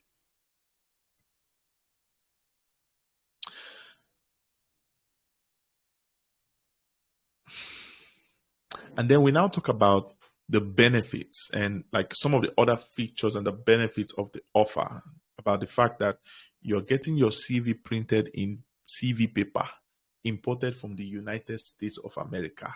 The average person has never even seen CV paper in their life. Imagine if your CV was printed in custom-made CV paper imported from the US, which means that when it lands on the table of the HR manager, it's going to feel different. It will not just look different, it would feel different. And it will command instant attention no matter where you submit it.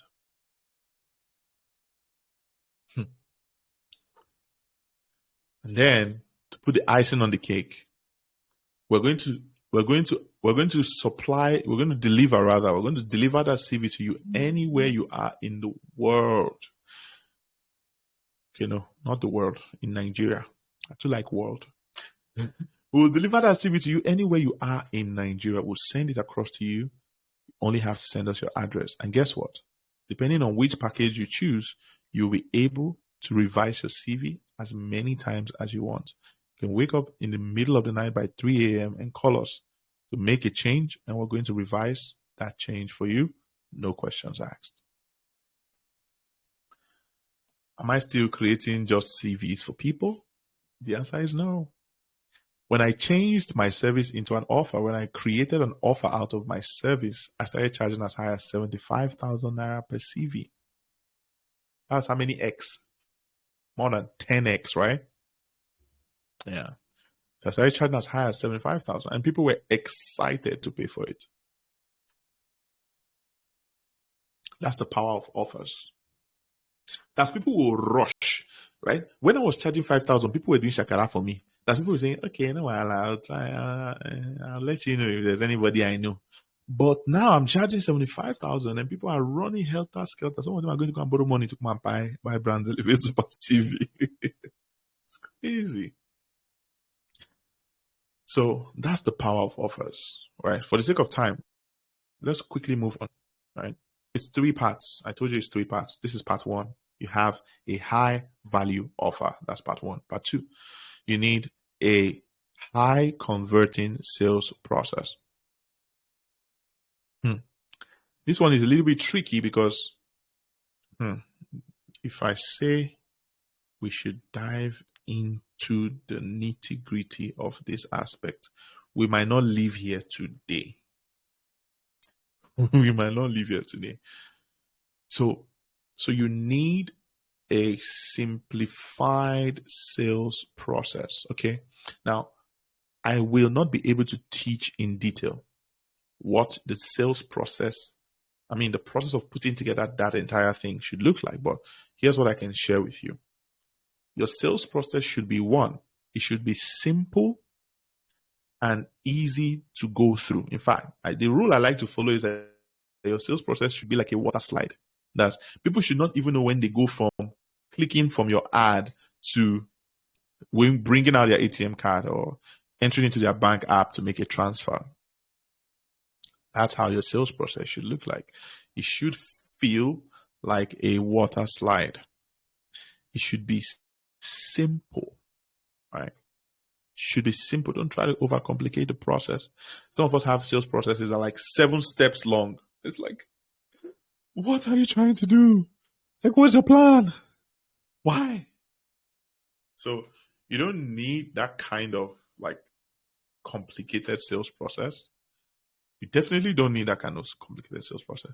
One of my best, highest converting sales processes was 2 steps.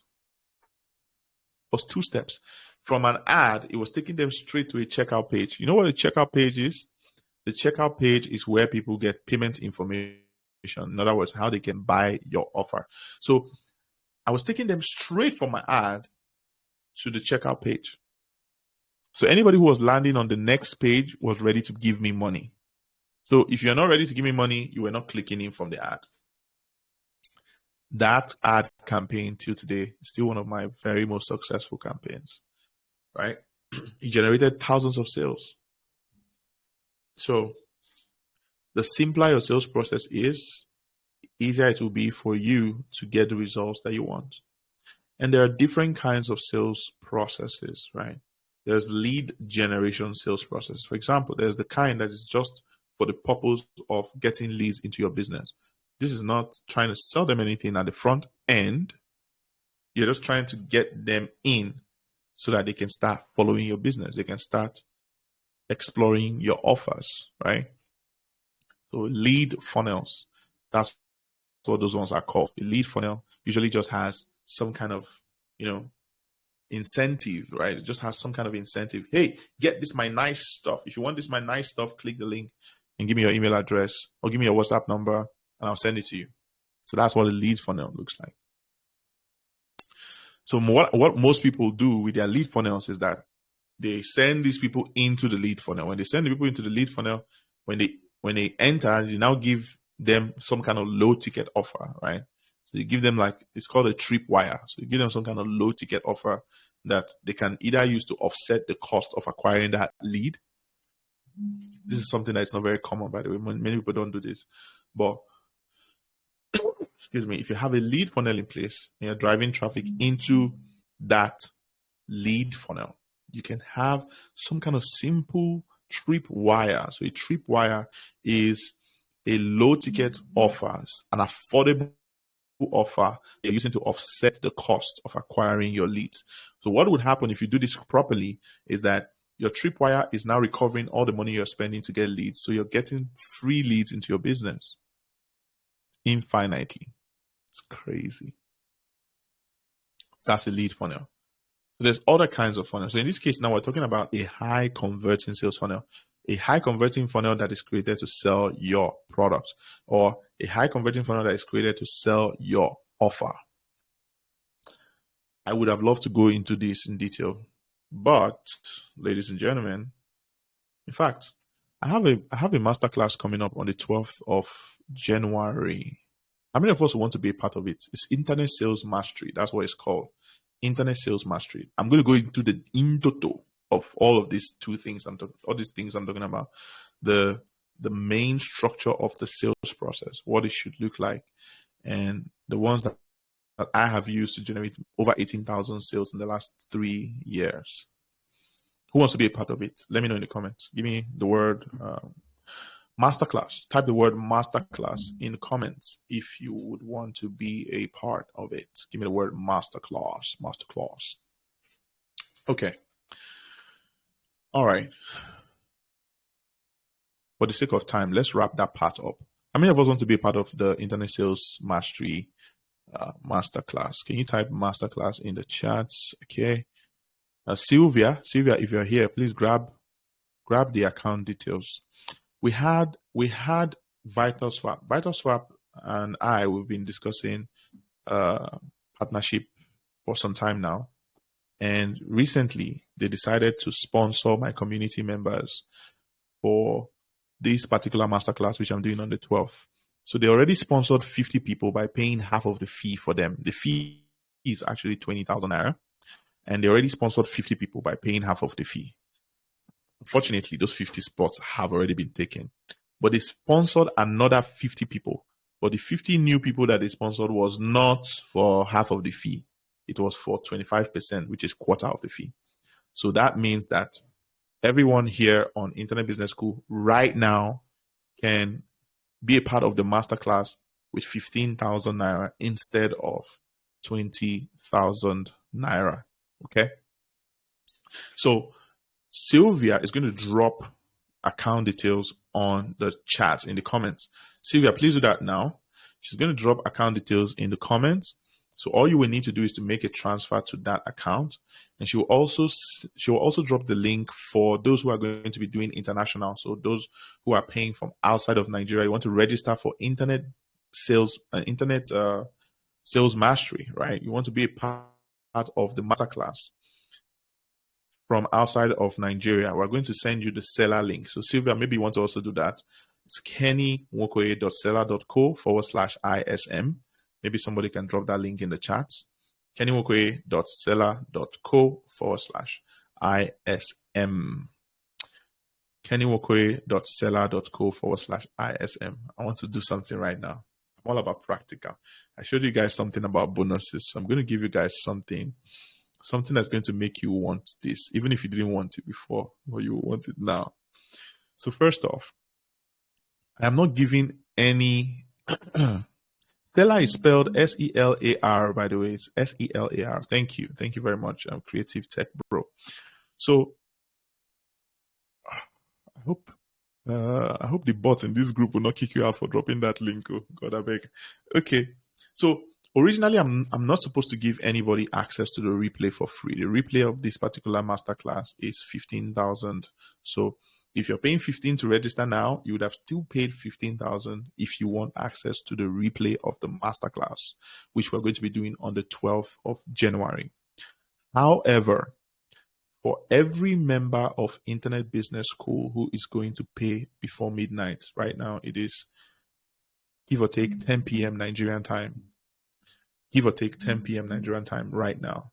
So for every member of Internet Business School who is going to register right now, the account details is currently in the chat.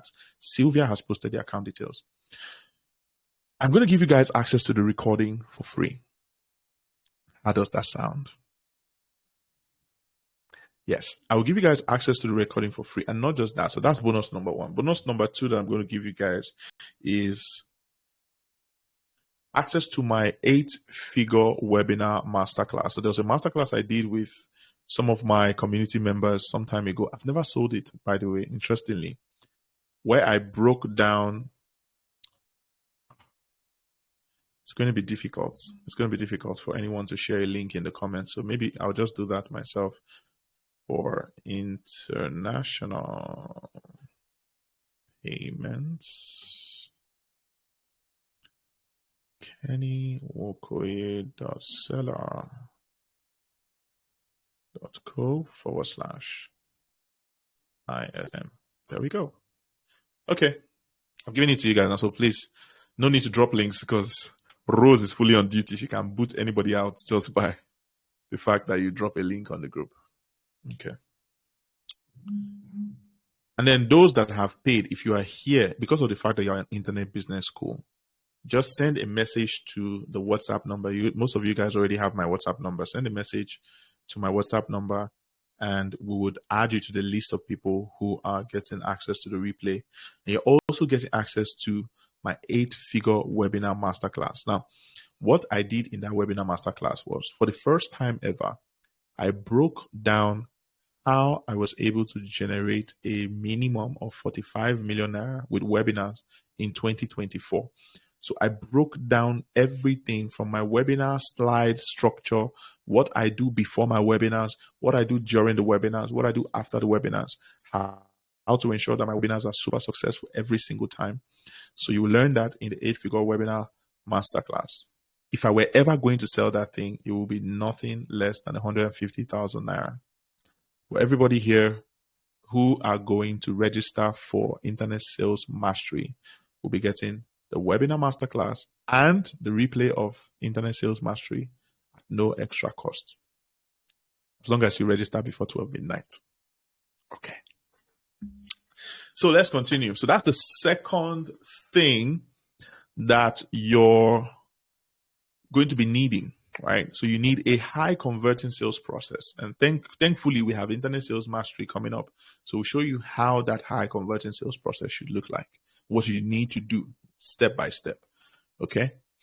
Now, the third thing, I'm trying to maximize because my battery will soon disappear from me. And okay. So the third thing, okay. The third thing, so now you have a high converting sales process. You need a final ingredient, which is lots and lots and lots and lots of traffic. You need lots of traffic. As a matter of fact, you need a traffic or a lead getting system. You need a system, excuse me. You need a system in place that helps you to get more and more traffic into your business every single day. Yeah. Now,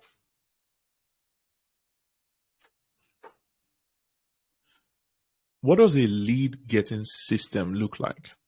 What does a standard lead getting system look like? I'm going to explain it to you so that you can really understand what I'm trying to explain here, right?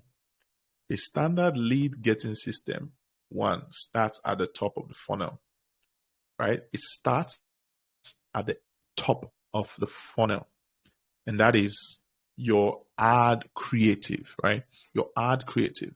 Many of us, how many of us here have had the opportunity or had the need to do a video ad before? Show of hands. Just give me a show of hands in the comments. You've had need or you've had the opportunity to create a video ad before. Give me the word. Oh, so just give me a hand. Show of hands. Give me a show of hands in the comments, okay? So I've tried many things when it comes to video ads. I mean, most of my best performing campaigns were all video ads. Last year, I created one video that got me about 75,000 leads. One video, right? So over the years, I have understood some very key things that your video ads or your creatives must have if you want it to help you to get traffic into your business. Okay. So first things first, number one, your video ad or your creatives must, and I tell you this, it must spark high level of curiosity. It must spark high levels of curiosity. What do I mean? What do I mean by this? I'm going to have to disconnect this microphone if you people don't mind. Okay. Temporarily. I'm going to have to disconnect it because I need the battery to charge so that my laptop doesn't go up. Okay, but I hope you can still hear me. Can you guys still hear me though? Can you hear me? If you can hear me, let me know in the comments. All right, great. So your ad or your creative must have immense level of curiosity. It must spark high level of curiosity. It must make people say, what is this? Right? It must make them think or say, what is this? It is because of that feeling of I have to know it that's what's going to make them click in. Excuse me, that's what's going to make them click into your funnel. That's what's going to make them want to know more, as the case may be. That is what is going to make them want to know more. The reason why many people fail with this part is they give away too much information up front. If you are trying to drive leads, you shouldn't be giving too much information. If you're trying to make sales, then you should be very specific about the offer so you can follow that offer framework that I've given you if you're trying to make sales. But if it's leads, then what you should be doing is sparking curiosity and transferring or transporting that curiosity over to the next step. I hope that makes sense. So the goal of your ad is to get the click. Okay? The goal of your ad is to get the click. Creative Tech Pro, for those of us who have made the registration, you've paid for the registration for Internet Sales Mastery, you can send the message through WhatsApp. Okay? Sylvia, maybe you want to drop the WhatsApp number so that they can send their payment evidence in. So the goal of the ad, okay, the goal of the ad is to get the click. You're trying to get leads, then it means you're trying to get people to click from one point to the other, right? You're trying to get people to click through from one point to the other. That's what your ad creative should do. It has to spark curiosity. It has to set an expectation. So that's number two, right? Number two is it has to set a high expectation. So let me give you an example. Okay. What if I could show you exactly how you can get between 1,000 to 10,000 leads in the next 30 days guaranteed, and you only need to use your smartphone even if you don't have any followers right now? Boom. It's a very short copy I just did there, but you see how curiosity driven that was? And I can go further to say, I have a class coming up where I'm going to be showing you how to do this. And by the way, if you're wondering who I am, my name is Kenny, and this is what I've done the past two decades or 2 years. And these are some of the results that some of my people have gotten. And this Sunday, I'm going to be showing you exactly how you can do it for yourself too. So if you want to be a part of the class I'm holding on Sunday by 8 p.m., simply click the little button around this video, and I will see you in class. That's for a webinar. If I was doing something like a webinar funnel, if I was trying to generate traffic for a webinar funnel, that's how it would sound, for example. There have been other cases where I went super hyper creative with my creatives. You guys probably have seen, and I haven't really milked that creative yet because we stopped the campaign. But there was a creative I worked on where I talked about I've not gotten any leads this month. Then do something about that. How many of you have seen that my creative? So that was also one that we put a lot of creative juice into putting that one together. But ultimately, it was a very short creative. I think 18 seconds or maximum, like 28 seconds or something like that. But the goal of that creative and every other one is to get the click, right? The goal is to get the click. Sylvia, you haven't dropped the WhatsApp number for those of us who may not have my WhatsApp number. Many people here don't have the WhatsApp number. So if you want to send in your evidence of registration for Internet Sales Mastery, you can use the WhatsApp number that is about to drop in the comments. Okay. So again, we're talking about stuff that you can do that will help you to get more traffic into the sales process, right? So your creative holds the key. Two things actually. It's a creative, number one, and the amount of money you are really ready, that's the amount of money you are willing to spend to put that creative in front of people. Yeah. So it's those two things.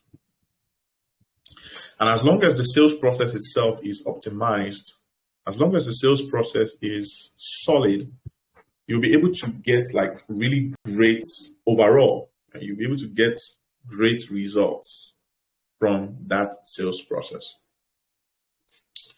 Okay.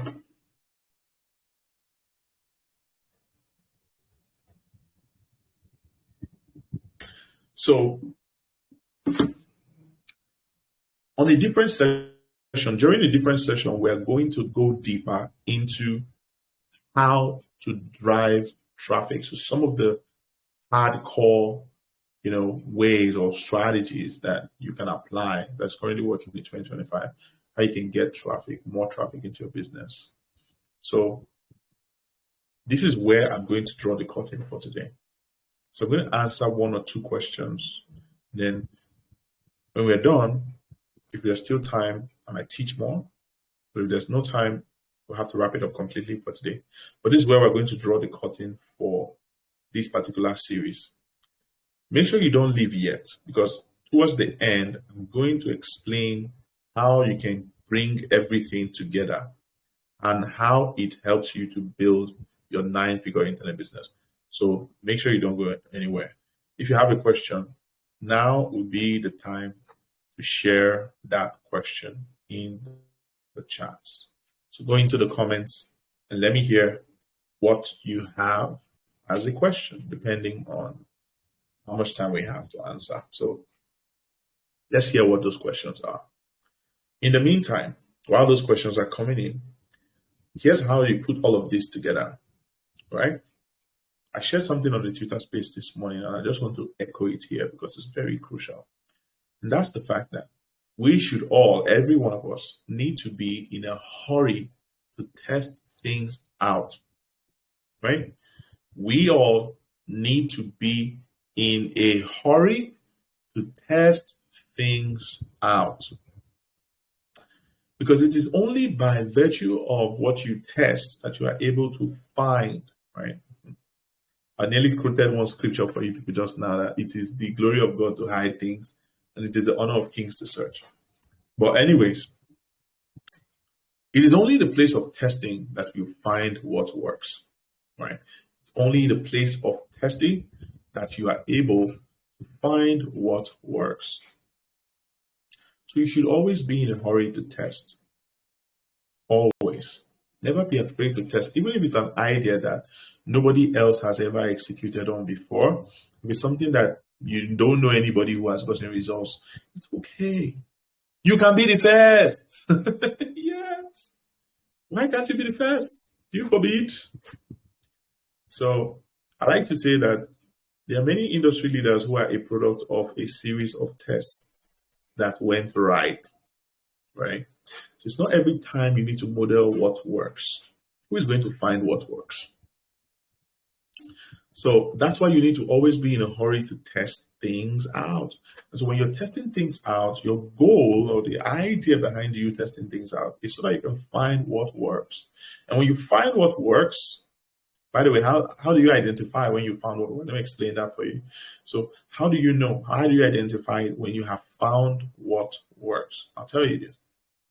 If I apply a particular thing and the result is one sale, I apply that same thing and the second result is 3 sales. I apply the thing a third time and the result is 4 sales. So now I've made a total of what? 7 sales, is it? Yes? Excuse me. Sorry, 8 sales.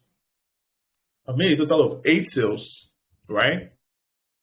And I am still able to do it again, and it gets me better results or more results every single time.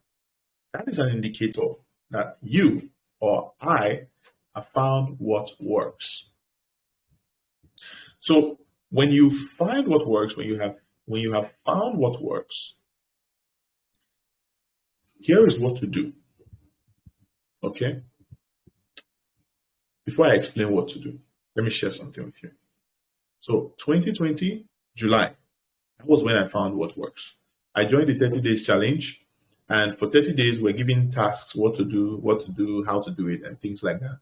So I started to do everything I was told to do. And by the end of the 30th day, I had generated about $500,000 in revenue for the first time in my life. 500,000 naira in a month. In my entire life, I had never done it. So I was excited. And what was even more exciting was the process of getting that result. I could repeat it. I could repeat it. And that's how you also know that you have found what works, because you can repeat. So the process, the process of what works is repeatable, right? So you know you found what works when you have a repeatable way to get a particular outcome. That's how you know that you have found what works. So when I knew that, I know I need to do more of this. So what I started doing was I doubled down on that which I had already found to work. So I doubled down. Doubling down meaning that I am now rinsing and repeating. Rinsing and repeating. Are you following? Rinsing and repeating.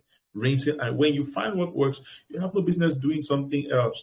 Don't change it if it is working. Rinse and repeat. So I started rinsing and repeating. Now, as I was rinsing and repeating, I was getting more results.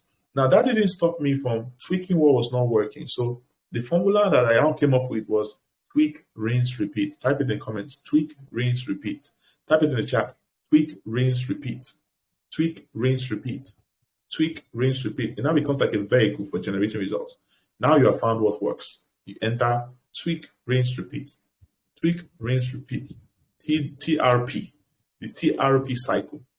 You create and enable your TRP cycle. Tweak, rinse, repeat. Tweak, rinse, repeat. So what you're tweaking the things that are not working, right? You're tweaking what's not working just to see whether it will start working. But you don't stop rinsing and repeating that which is already working. You don't change it. Don't change it. You are going to be tempted to change it because maybe your mind tells you want to.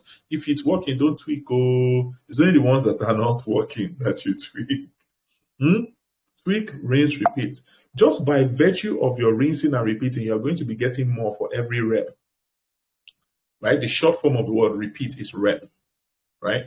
So for every rep, you will be getting more. So tweak, rinse, repeat will help you to build momentum. Momentum, right? Momentum. What is momentum? Let me test our idea, our ideology now. What do you believe or what do you understand when I say momentum? What do you understand by that? I'm in the comments, so I'm looking at what you guys are saying. What do you understand by momentum?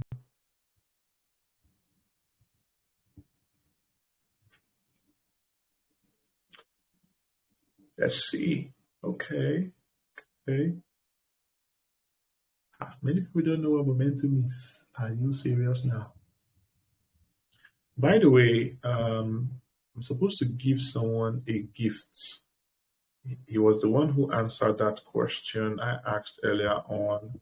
Can you please identify yourself, Al Boaz or something like that, if I'm correct? Is he still here?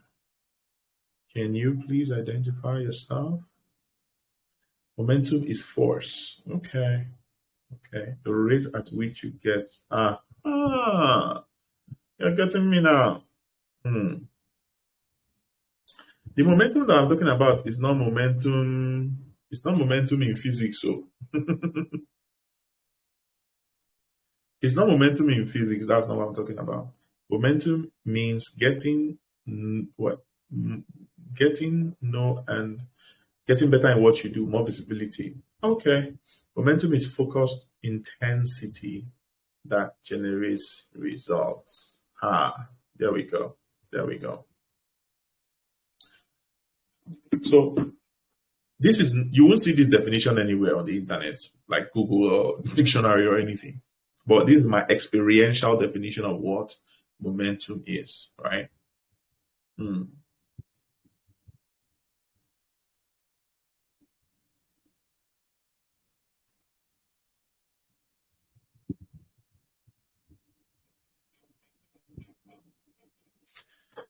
It is the forward. So you could call it the forward motion that is created from repeating that which already works. Right? I'll say it again. The forward motion that is created from repeating that which already works. Right? Someone says it's a positive energy and progress that builds over time as you work. Okay, that also works. So it's a forward motion created from repeating that which already works. So That what does that mean? It means that the person who finds what works and doesn't repeat it does not build momentum.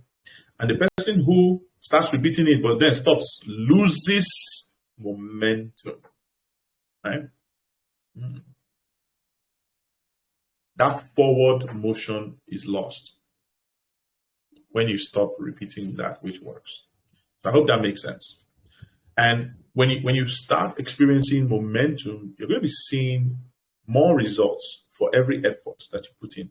So if one unit of effort was producing you 2 units of outcome, your 1 unit of effort, by virtue of the fact that you have been repeating that which works, will now begin to produce you 4 units of outcome, produce you 6 units of outcome, will now begin to produce you 8 units of outcome, because you are repeating that which works. I hope that makes sense. The same thing happens when you go to the gym and you start curling. As you are curling, what are you doing? You are repeating. You are repeating a movement. As you are repeating the movement, is it getting easier or is it getting harder? Is it getting easier or is it getting? It's getting easier. So the more reps that you put in, the easier it becomes to get the results. And that's what momentum is. Right? Yes. I hope that makes sense, though. Okay.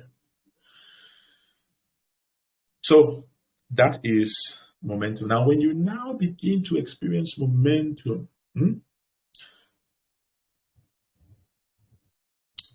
it's going to be getting easier and easier for you to get results. People would, when you get to momentum, it can be very dangerous.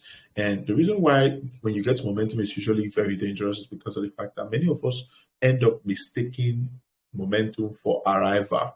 Many of us always mistake momentum for we have arrived, because momentum, for example, can be that point where you have reached your first 1 million, or maybe you've reached your first 10 million, right?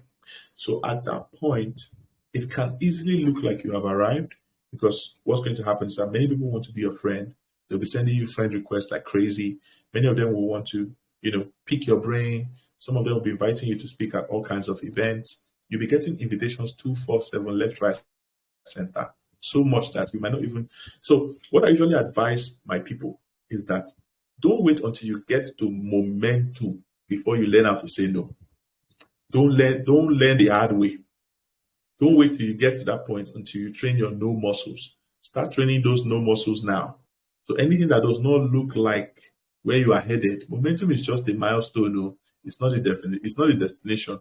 It's just an indicator that you are ready to scale. Right?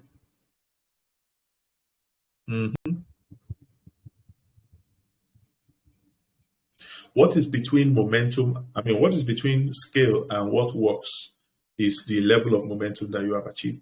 So once you have achieved, or once you have attained a solid level of momentum, in other words, now you are now seeing incremental results for every input that you place in, right? Incremental, meaning that you're getting more for every time you do. So that would be an indicator that you are ready to scale, right? That would be an indicator that you are ready to scale. And once you're ready to scale, when it's time for you to scale, right? You only scale with 3 things. This is again, no one size fits all approaches here. It's just stuff that has worked for me. So when I was ready to scale, it was 3 things, right? I went all in on. It was 1, systems. So better systems, optimized systems. Okay, optimized systems. And we're going to talk about, excuse me, in the future, one of the future sessions here, on Internet Business School, we'll talk about the science of scaling. Right? It's a science. So we'll talk about the science of scaling. I don't think I've ever seen anybody teach that before. I don't think so. So I'll teach the science of scaling. So you can know the things that you want to look out for when it's time for you to scale. You know exactly how you're going to be able to scale, right? I would love it if everybody on Internet Business School was operating their business at scale. If you're operating your business at scale, then you can qualify to join my inner circle. So, but the point is that when you get to momentum, that is an indicator that it's time for you to scale. And again, how do you scale? You scale with better systems, you scale with delegation, and you scale with automation. So you can automate those things that you know keeps taking your time, those repeated tasks, those things that you keep repeating. Many of us here, every day, as prospects are sending you message, it's only you that is supplying them. You're the one that's supplying your prospects with your two fingers every single day. Meaning that if I send you 5,000 leads now, I've increased your life problem, so I've not increased your income. So how do you want to reply 5,000? Many of them will grow cold. So I've increased your problem. I've not increased your income. Have you? You guys remember that my ad where I said that thing? So, excuse me. So I hope that makes sense, right? This is how you piece everything together, right? You find what works, double down, tweak, rinse, repeat. When you get to momentum, you know you're ready to scale, right? And you don't have to tweak, rinse, repeat for like extremely long before you start, tilting towards what you're going to use to scale.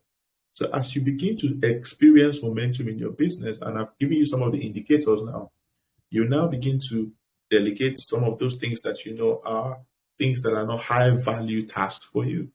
You now begin to automate those things that are repetitive tasks for you. Because now you are transitioning into the life of the upper echelon. You are now, that your time is now more valuable than money. So, excuse me, your time is now more valuable, right? You have more money than time as time goes on. So at that point, you want to be leveraging to save time. Anything you can leverage to save time, you will. So one of those things is delegation. One of those things is better systems. And another thing is automation. As time goes on, we're going to do in-depth sessions on how you can implement all of these things, like automation, for example. Like I said, the science of scaling, that's going to be a series on its own. So we'll teach delegation as a subject. We'll teach automation as a subject. We'll teach systems as a subject. So that said, let me now take some of the questions and then we can wrap it up for today. Oh, before I take those questions, there's something my mind also wants to mention. Many of us here, if you're being honest with yourself, you know what I'm talking about. You are doing too many things with your time, and that's why you're not making enough money. You have graphics design, only has forex, only has crypto, only has this one, and all of them are all active. They require your time, energy, and resources. Otherwise, Shigbai will not come out for you. See, if that sounds like you, if you are in an active income source in multiple places, you need to make a very hard decision, and you need to do it very quickly, because everything that you are looking for in multiple places is inside one, but at scale. If you look at people who are able to command tremendous results, you're talking about building a 9-figure business. I didn't build a 9-figure business by doing many things at the same time. I didn't build a multiple 9-figure business by doing multiple things at the same time. And even when you see people who are, in quotes, serial entrepreneurs build one business at a time. Even serial killers kill one person at a time. I'm not saying you should become a serial killer, but the word serial means one at a time.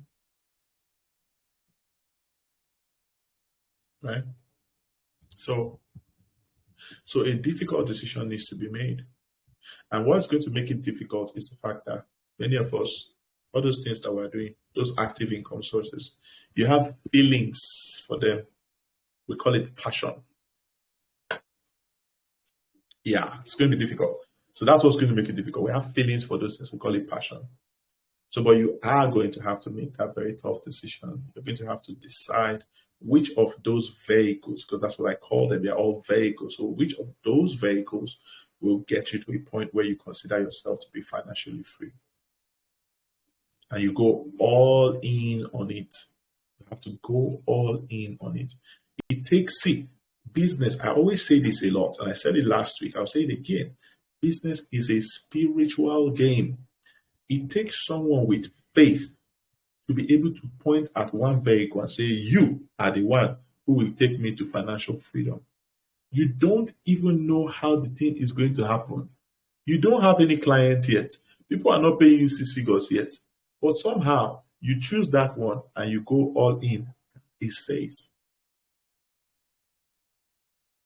When people come to your DM and ask you, when they come into your DM, they come to make inquiries, you will reply them and say, we are not available right now. But that's only you that inside that DM. But you say, we are not available right now. Right? So business is a spiritual game. Now, you have to make that hard decision. One of the assignments which you're going to be taking from here tonight is ensure that you choose from your vehicles.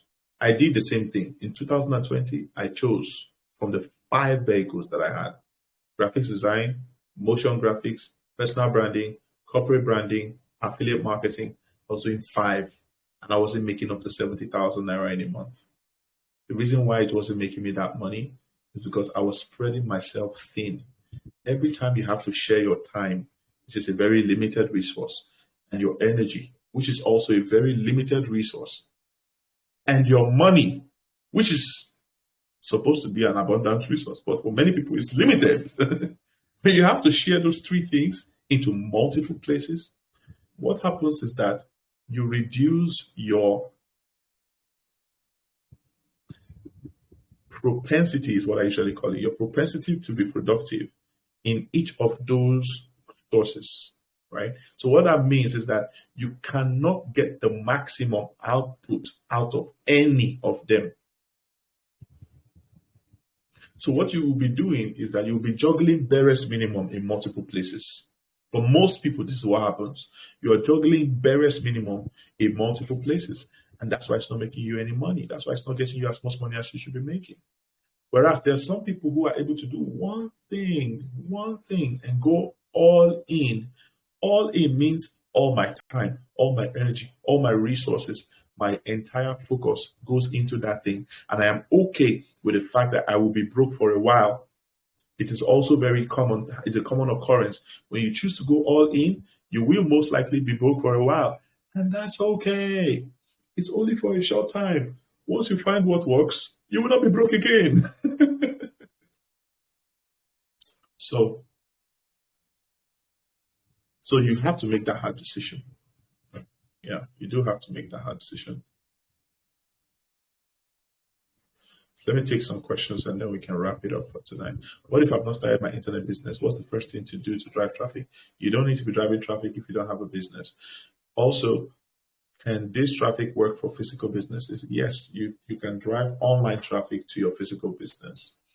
I don't know what kind of physical business that you are into, but you can be driving online traffic to your physical business. You just have to have a very solid strategy. That's all. And then the essence of Internet Business School is actually to show you multiple businesses that you can run on the internet. For example, you can run a knowledge business. A knowledge business is where you sell what you know. You turn what you know into a business. That's a knowledge business. Excuse me.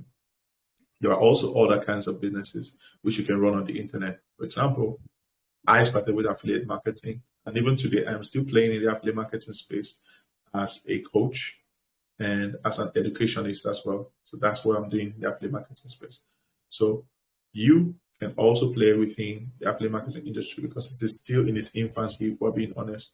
And then there's also others like Amazon KDP, freelancing, and so on and so forth. So there's different ways you can make money on the internet.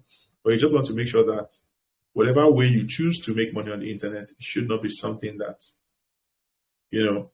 promises you something that's unrealistic, because we have a lot of those things going around nowadays.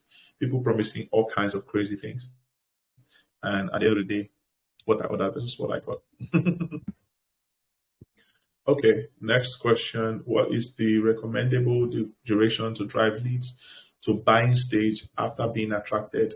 Now, there's a way you can set up your sales process, right? And ideally, your sales process should be able to convert your prospects instantly. Keyword being instantly. Okay. Your sales process should be able to compel them to make a buying decision, and it should be able to compel them to take action on their buying decision on the spot. If it is not doing that, then you need to fix the messaging, right? Or you need to fix the quality of the offer. Oh, a very important ingredient that I forgot to add when I was teaching about the offer structure is urgency, right? Or scarcity. Urgency or scarcity. Very important. Because that's how you get them to do it now, right? That's how you get them to do it now. Remember when I was giving you guys right here while we were here, I gave you the opportunity to register for Internet Sales Mastery. And I said anybody who would register before midnight, you will get the 8-figure webinar masterclass.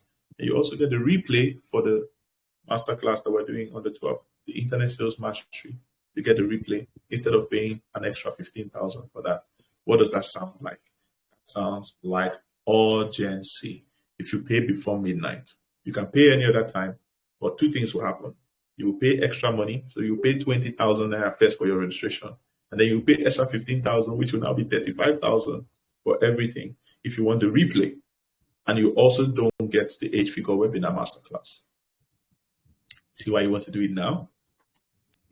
So that ingredient is also very crucial, that you have something that increases the urgency, that makes them feel like, I need to do it now. I need to do it now. I need to do it now. Okay. And then the length of the time, the length of time of the freebie video, it can be any length. Vishen Lakiani's video sales letters that he does on YouTube ads and Facebook and Instagram ads can be as long as 1 hour. And people used to watch it. One of my best performing ad creatives was 7 minutes long. People watch it to the end. And they bought. It was a conversion ad. So there's no one-size-fits-all approach. However, if you are looking to get a trailer load of leads, then use a shorter video. So the shorter your video will be, the more the people who are going to click in will be. But you should also notice that, the more the people that you're getting, the lower the quality of people you're getting. So you have to just choose which side of the table that you want to be on.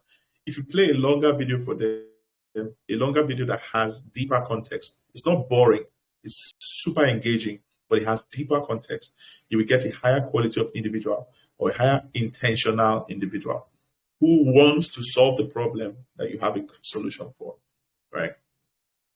So those are some of the things that you want to take note of anyways. And what would I suggest to get traffic with ads, video ads or text ads? Text ads, where do you even put text ads nowadays? You still need some kind of picture creative or video creative if you're using Facebook or Instagram. And then on YouTube, you need a video. So I would always fly to video ads anytime, any day. Okay. All right. Let's see. Do we have any other questions here? What's the best Facebook ad? What's the first Facebook ad campaign for affiliate marketing? That's not necessarily something I can, that's not something I can answer here. I sell suits, children's wears, and footwears. I always see the fonts are just not enough to do it well. Should I drop some and focus on one? You sell children's wears and footwears. The footwears, are they for children or are they for adults? Are they for children or are they for adults? But either ways, this is what I would say, right? A generalist earns less money than a specialist. Okay?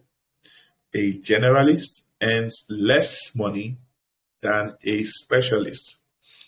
What is the duration to repeat what already works? There's no particular duration.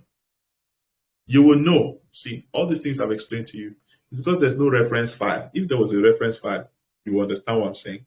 But when you get to that point, you will know. In fact, instantly you don't, Kenny said this thing, So until you get there, you can't really understand what I'm saying. But when you get to that point, you will recognize it because now the reference file is in your brain. Okay. What if I get assistance for my various business ventures instead of placing one and leaving the rest? You are still going to have to manage. It's still going to take your time to manage those businesses. You understand what I'm saying? And what will now happen is that you cannot fully be involved in that process, is what I'm saying. The more time that you spend in that process, the less money you make from all the processes put together. Because that time you are spending on one should be time that you are spending on that time you're spending on all, should be the time that you're spending on one. Because that way you're able to get more results from one. So this is the formula that I followed. It was to find my lane, right? To find my lane. In other words, become a specialist. I found my lane. The goal is to find your lane and to grow in your lane and to expand in your lane, because everything you're looking for is inside your lane. It's just that you need to find it first. You need to discover it first, or you need to choose it first. But find your lane, grow in your lane, expand in your lane. It was inside my lane that I grew an affiliate marketing business to multiple 8 figures before I became a coach. So I expanded into coaching. Then I expanded into speaking. I expanded into consulting. But all of it is still in the same lane. Right? So I hope it makes sense. And I hope I've answered that question. I don't see any other questions here. So this is where we're going to be wrapping it up for tonight. Thank you very much.